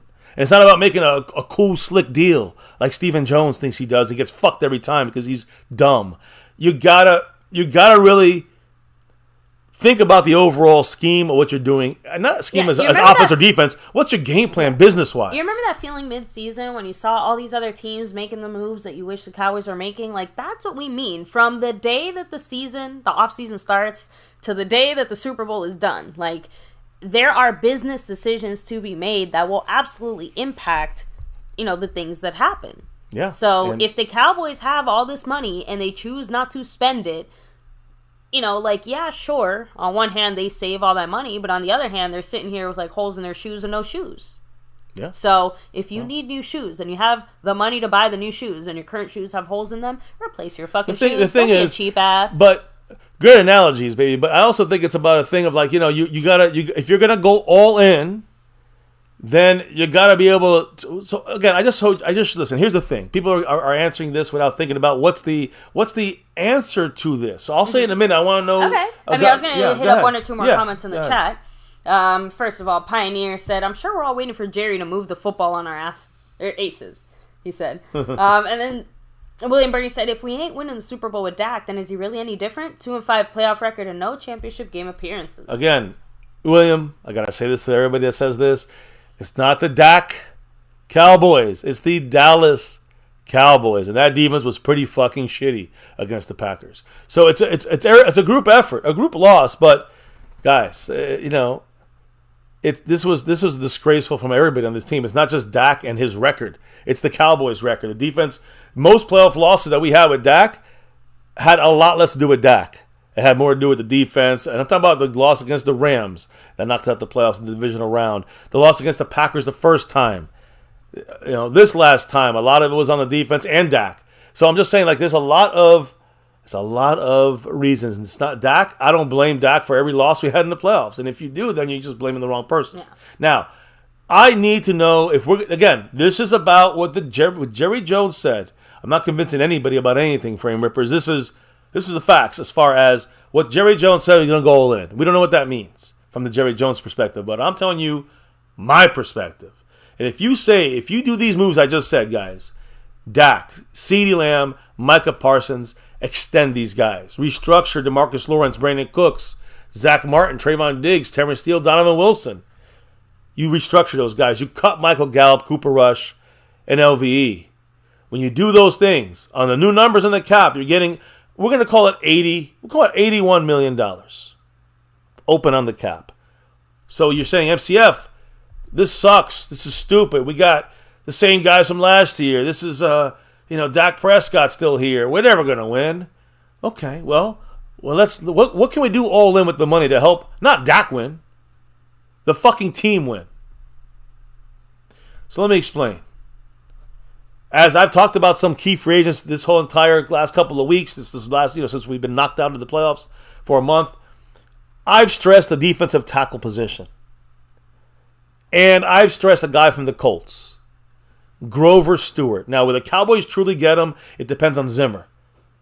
But he's a free agent from the Colts. He's a run-stopping master. And again, at the top of my list for Mike Zimmer's defense, to slow the run, to help slow down the run. Now, he's going to be $8 to $10 million. I'm putting in at $10 million. All right? Okay. So keep the $81 million in the back of your head. $81 million in the back of your head. Grover Stewart at most $10 million. Okay. At most. He might be 9. Might be 8. Maybe okay. Even if we give him a couple-year deal, it'll be a lot less. But I'm just going to put it at 10. I'm overestimating. Okay. Linebacker. Listen. I love a guy named Azeez Al-Shaair, formerly of the Titans, and before that, the Niners. We talked about him in detail. At most, the guy was getting $5 million. At most, he'll probably pull in $7, $8 million. I put him at $8 million. Don't forget, in your little books, if you guys want to replace Azeez Al-Shaair with, let's say, Bobby Wagner for $2 million more, you can do that. Or actually, it would be maybe $2 million less. I'm just saying, like, Bobby Wagner, Jordan Brooks, a lot of these guys I've been like the Devin Whites, these guys are going to be in that same range of $8 to $10 million. But I think Aziz Al-Shair is the guy that would work better in the Mike Zimmer defense of the guys that are available on this list, other than Frankie Louvu, which will be about $11 or $12 million. If you really want him, add $4 million on top of your numbers right now. But I've got Aziz Al-Shair as linebacker, and I think he will help this line. That's that last piece we need, that linebacking core piece right there. At cornerback on defense, I'm not going Xavier Howard. I love Jalen Johnson for $15-16 million. That's just too much for the Joneses. I believe the Cowboys are going to go with Stephon Gilmore. And I said $7 million. I think he could be close to $8 million. I overestimated it to $8 million. The guy has that torn rotator cuff. He's going to be out probably till training camp. But Stephon Gilmore for $8 million is cheap when you compare it to other, a little bit better cornerbacks than him. They're going to be double the money for guys that if you go big, and you can. I'll tell you why. You can go bigger than Stephon Gilmore, but he's just my most reasonable choice with the Cowboy front office. On offense, staying with the Cowboys, let's re-sign Tyron Smith for a cheap $7. I'm hearing $7, but I put it at $8 million. $8 million for Tyron Smith. You just got to get a little bit better backup to him. Like Adoga, got to get a better guy, not a $1.3 million guy. You got to get a guy who's more solid and ready to start, possibly, for Tyron Smith. But either way, Tyron Smith for $8 million, you got an elite. He's going to go to KC for $8 million. I'm just saying, like, you get an elite guy and you can play 10, 12, 15 games, you sign him for $7-8 million. And last but not least, these are just 5 main names. Derrick Henry at running back. We had him at $4.5 million. That's what Sport Tracks put him at. Well, I put him at 5. Just overestimating here. So when you got Grover Stewart at $10 million nose tackle, Aziz Al-Shair for $8 million as a linebacker, Stephon Gilmore back at around $8 million. You can have Tyron Smith back at $8 million and Derrick Henry at $5 million. You're going to have still a little bit of money left over. Let me explain why. For the draft, right? Cowboys usually carry $5 to $7 million on drafted. This year we have less, so maybe closer to $5 million. But I put it at $7 million that you have to use on the drafted players. All right? We also carry $5 million into a season in case we have to sign a guy or trade for a guy, and before the trade deadline. The Cowboys always keep about $5 or $7 million just clear on the books. Like, as you go into the season, we're still under the cap by $5 million. So I'm including all of this in the mix on top of 10 more depth players. $10 million for depth players like Trent Zieg, a punter. If we cut Anger, it's another $3 million, by the way. I didn't even use him on my list. You can get another $3 million if you cut Anger. But let's say we keep Anger. I'm just saying you can get Trent Zieg back. CJ Goodwin back. Actually, one of the best things about this whole cap situation is now it does make it slightly more reasonable if we do feel like maybe overpaying a little bit. Or keep guys like Anger. One or two guys. Anger is one of those guys. Let's be real. Paying him the amount of money that we would have to pay him is overpaying in the sense of that is a lot of money, all things considered. But when you look at it proportionally and also how much money we have to spend, it makes a lot of sense and it would provide a lot of consistency. But there's also no denying you can probably find someone like super dirt cheap and just stick him in there and he'll be fine. But right now we have a Pro Bowler. We should have an All Pro maybe. We should have got. I don't know if he was or not. We should have got Matt Araiza, but now the Chiefs got him, and he's a goddamn punter that punts at 90 yards. So I'm just saying, my point still stands. That's why the Chiefs win Super Bowls. That's my point. To me, those moments in special teams like that was such a weight off our shoulders. Basically, only like once or twice the entire season did we ever have to stop and think about our punts. Yeah. So that to me is worth an extra $1 million. But again, this is all without adding anything over. That's just I know. We already owe him $3 million this year on contract. So cutting him will get us $3 million back. My point here is though, baby, is that you're gonna have 10 depth players. Let me explain a couple depth players I'm talking about. Mm-hmm. CJ Goodwin's not even gonna hit $1 million. All right.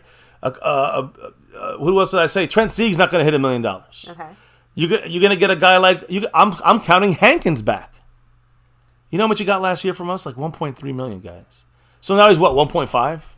Guys, these guys can come back on the cheap. You get 10 12 depth players for $10 million. I was going to say, it sounded like something else at first for a second. $10 million I'm putting towards just backups, some depth players, some maybe a free agent for another team that's like $1 million.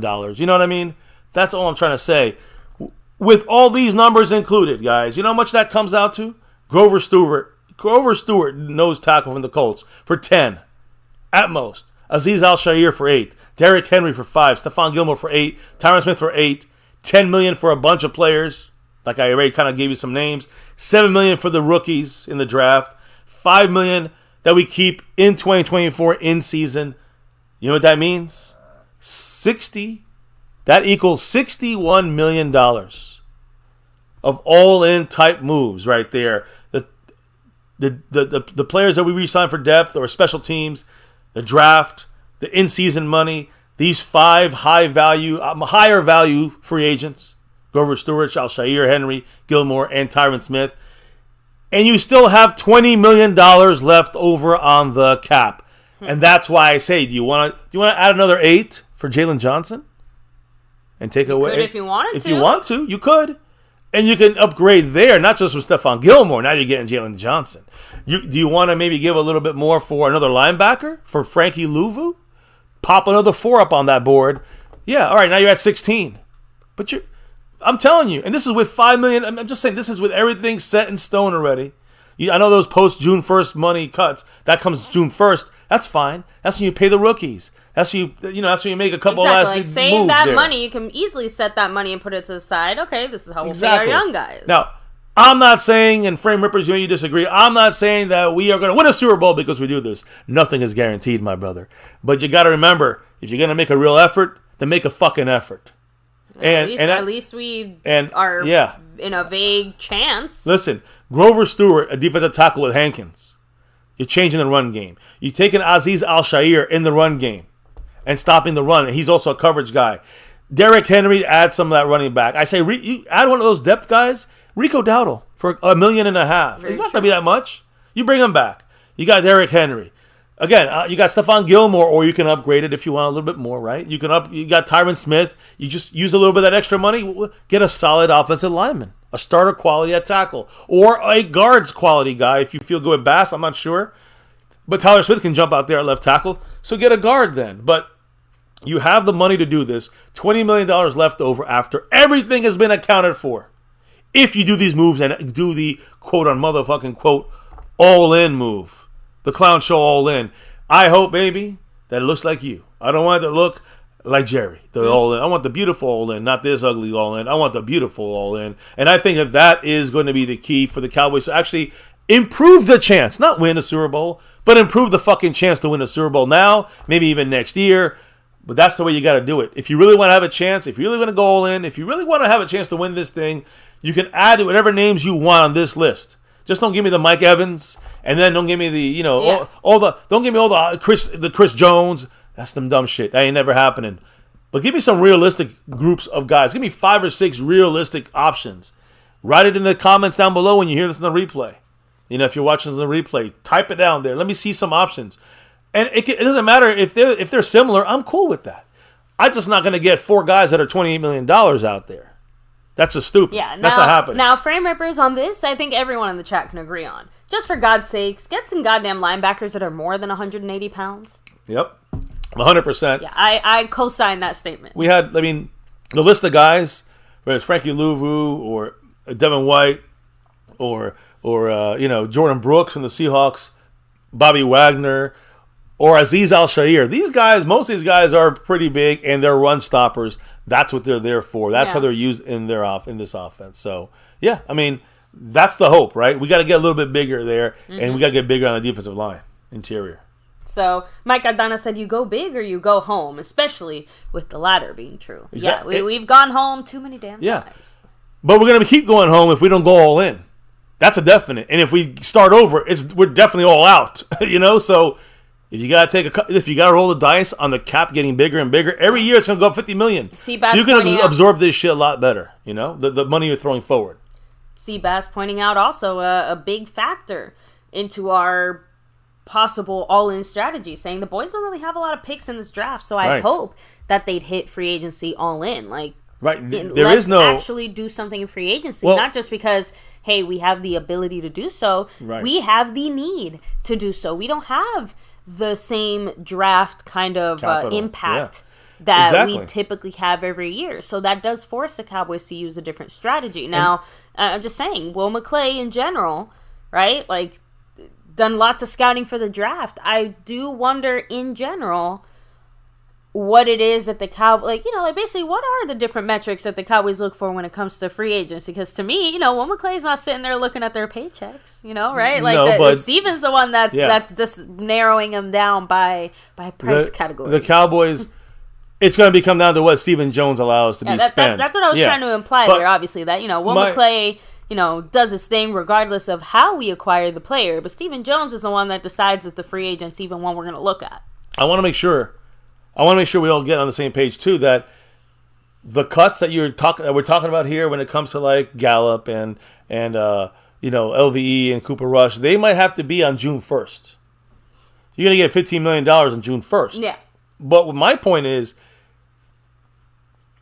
I think the Cowboys should and will with the restructures or the extension. If you give Dak an extension, CD an extension, Mike an extension, you restructure a couple of these other guys like Zach Martin and who else? Zach Martin and Trayvon Diggs, and you extend you restructure these guys and extend. You will have more than enough money to still pay for these guys that I mentioned, and not have to worry about the other $15 million until June 1st to pay your rookies and all that stuff. Another thing I want to mention: I want these deals done.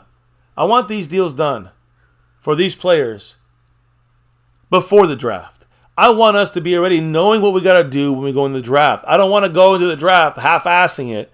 Then after trying to figure it out, moment. And then who do we get? Where it falls to us, or we're trying to go for certain positions, and fuck that shit. Get everything covered, and then go into the draft, filling in what best fits with the best position, the best player available, that kind of stuff. That's the way the Cowboys go into the draft with another advantage by getting their shit in order here. Do the extensions. Do the restructures. Make the fucking cuts. It's going to be, some people are going to cry and bitch. Some people are going to be like, why don't you cut more guys? It doesn't matter. In the end, it's a business. You open up about $81 million. You sign a couple of these four or five guys from other teams.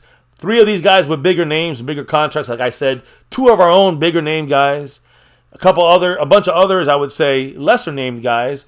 And you can add them all in there for $10 million. You can stack in 8, 10, 12 guys from this team that are leaving, because they're going to do that, as well as adding in other free agents from other teams to be special teams guys or whatever it may be.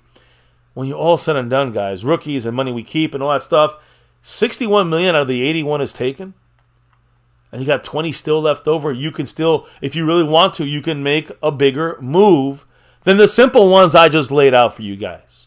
Again, you can maybe you don't want to restructure a player, maybe you don't want to see this guy released.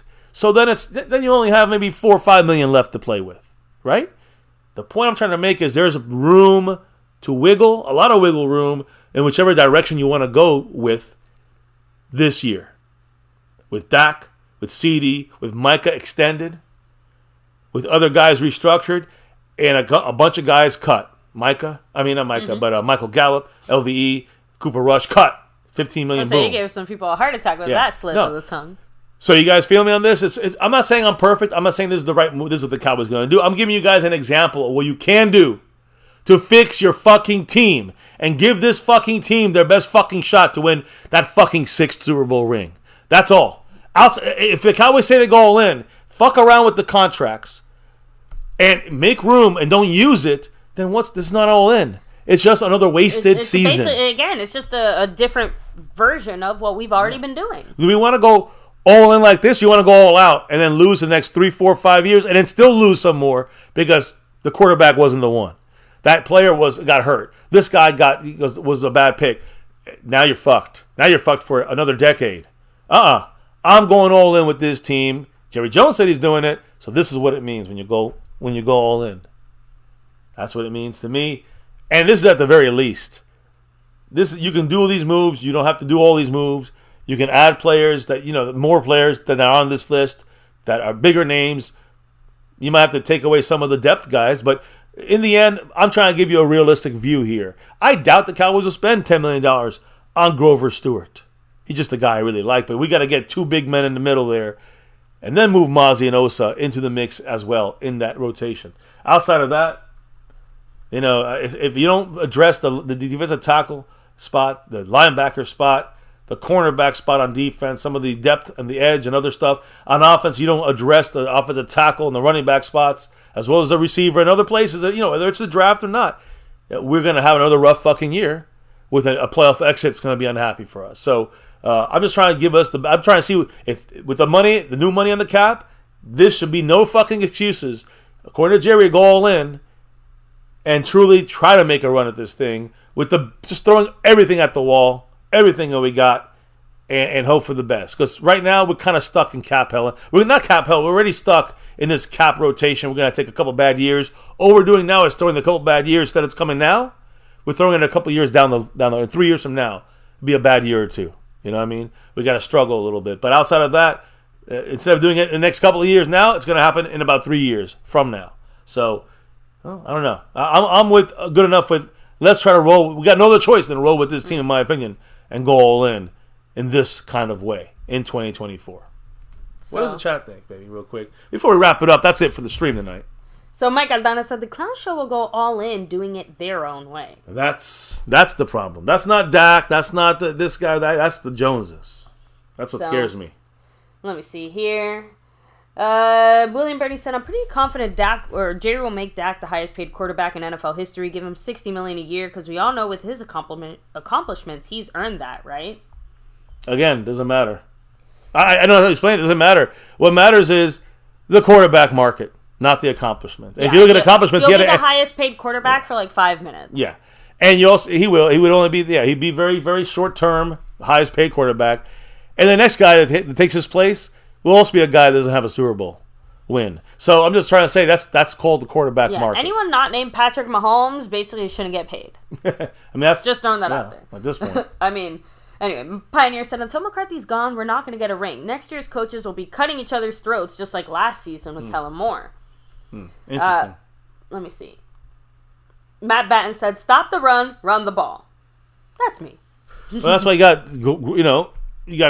Cleveland, and you got Grover, and Grover Stewart, and you got someone like Al Shahir or Bobby Wagner, someone like that. Those are the guys you want to help you stop the run. And then Derrick Henry, of course, to help the run game. Frame Ripper said, I think the Cowboys never had a Super Bowl winning roster, but I felt we had championship game level. We can't even get close to that, so what the fuck? I know. We're close, but not close enough, right?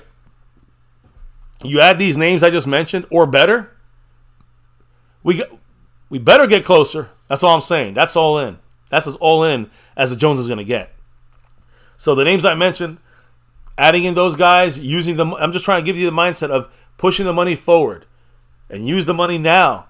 For the next couple of years, these guys will take us. For the next 2 or 3 years, they will take us through these years. You just don't stop when you're here. You got to keep pushing, in my opinion, forward. But, at a certain point, it's the run is over. And you can't go back in time. And you get to restart anyways. You might as well at least make the run with the guys you got now, because you ain't going to restart with anybody worth anything right now, in my opinion. And you can't trade Dak, and you can't, it's kind of locked in with Dak. That's it. Anyway, let me go ahead and do the shout-outs here in the chat, the final shout-outs tonight. But before I do, I have to remind everybody, hit like, subscribe, hit the bell. You guys can follow us pretty much anywhere at MyCowboysFamily. Don't forget to hop in our Discord, links down below. And an extra special shout-out, guys, the people representing here on the MCF side of things, helping to make MCF happen on the almost daily and the nightly. The sponsor of the week, your Cash App King back-to-back, McLovin. Woo! We know what he's loving. Yeah, our Cowboys. Yeah, well, he's a Dolphin fan. Oh, baby, that's the point. I know. He loves the fact that our Cowboys beat his Dolphins back in 71. Either way, McLovin, thank you for repping it here. Back-to-back on the Cash App. Sponsor of the week, first time for him. And, baby, currently, he is the leader in the Cash App and the overall board. So he's about to extend those streaks tomorrow night if he holds on to that. Much love to Dwayne Broussard, the top dog with 67 points still on that board there. He's in 9th place on the overall board. And, of course, the gifting membership champion still to be announced. We're waiting for someone to pull it out. We'll see. JD from DC in a tie with the lunatic, the next one who drops it, wins it. And then, of course, you got Skeptical, who can drop 4 and win it. And anybody else who drops 6 also wins it. So everyone's in a mix there on that battle. Good luck to all. Thank you guys for participating in all of our fun little things. In the future, those winners are going to be part of the jersey raffle on the monthly. Keep that in mind. Now, also shouting out a couple of the drops from tonight, from those that dropped the love from above, like Dwayne Broussard, Skeptical Fan, Fuego, and Brandon James. Appreciate you all, guys, of course. Can't do it without you guys' drops of love from above. Even in the off season, we try to do this thing on the nightly. So now, baby, I guess you got to hit up the rest of the shout-outs, or... Yeah, of course. Yeah, let's go. We have Pioneer, much love, Mike Aldana, William Burney, Matt Batten, Frame Rippers, Asmodeus, of course. Let me see. Rolling back. C Bass in the house. Raul, much love. Rolling back. I just want to make sure I hit up everybody here in the chat, but we've been having a nice discussion combo here for a while. Even you, real shit, I guess. I guess. Oh, just kidding. Swerton, of course. Revelation Journalist. Rolando Rodriguez. Kevin Hicks. Daniel Berry Sports. Yeah. Brandon James. Skeptical Fan. Bruce got the Toxic Juice. McLovin. Big D. Fuego, Texas Twister, Dwayne Broussard, Lil Das Cowboy, Scorpio, all of you guys again, huge shout out to everybody here chilling, hanging with us. Make sure you take a second to hit like, subscribe, follow us anywhere and everywhere, My Cowboys Family. We will be back tomorrow, of course. Yeah, tomorrow will be the final bit of Cowboy news, wrapping up the week. It's going to be a little Cowboy quickie tomorrow, I foresee. So, hey, join us for the live. Catch us if you can. And also, appreciate you all here chilling with us, like the wife just said, on a 2-hour Power Pack double day stream, a Friday and Saturday combo. Yeah, there's a reason we do what we do here at My Cowboys Family. And if I'm not mistaken, I think it has a little something to do with that navy blue, that silver too, and that star over everything. Win, lose, or draw, good, bad, or ugly here, we always rep that star over everything. And of course, for over 6.5 years on YouTube here, My Cowboys Family, never forget the number one thing here, now, and forever. As always, go Cowboys. Let's get that 6 and beyond. Guys, thank you for dropping your knowledge in the chat all night long. I appreciate your input and your thoughts on our Cowboys and with this, the salary cap uppings and the roster possibilities on an all-in. Let us know what you think in the comment section if you do watch us on the replay. Thank you all for that, as well as the drops of love from above, kicking off the beginning of the stream with a couple of those. Truly appreciate the family on that side and the whole week. We'll see what happens. Tomorrow is the finale as we wrap it up and crown some champions. But baby, before we can drop out and clock out officially here tonight on MCF, tell everybody what we got to do before we relock and reload for the finale show tomorrow. What do we got to do before right now? What do we got to do before we drop out of here for tonight? We gotta drop the beat. Yeah. Beat's been dropped. It's a wrap here, My Cowboys Family. I appreciate everybody who's been chilling with us here for another Cowboys chat. Yeah. And this was about the money when it comes to the salary cap and all the all the factors involved here with now a overall $13 million higher salary cap than first thought. So great news for the Cowboys. Now let's go all in, Jerry and Steve. Don't mess this up. This is the year you got to at least try to go all in. If you said it, do it. You got extra money, stop bitching about it. The pie is a lie. Here on MCF, it's about that navy blue. That silver too. And that star over everything. Never, ever forget the number one thing right here on My Cowboys Family. Much love to all of you in the house for the love and support. Hit that like button for the stream. Subscribe to the channel if you're new. Hit that notification bell and put it on to all videos. And follow us across all social media at My Cowboys Family. We see you back here tomorrow for the finale. Have a safe and fun rest of your weekend. Have a great night. We'll see you back tomorrow. Peace out. And never, ever forget, go Cowboys!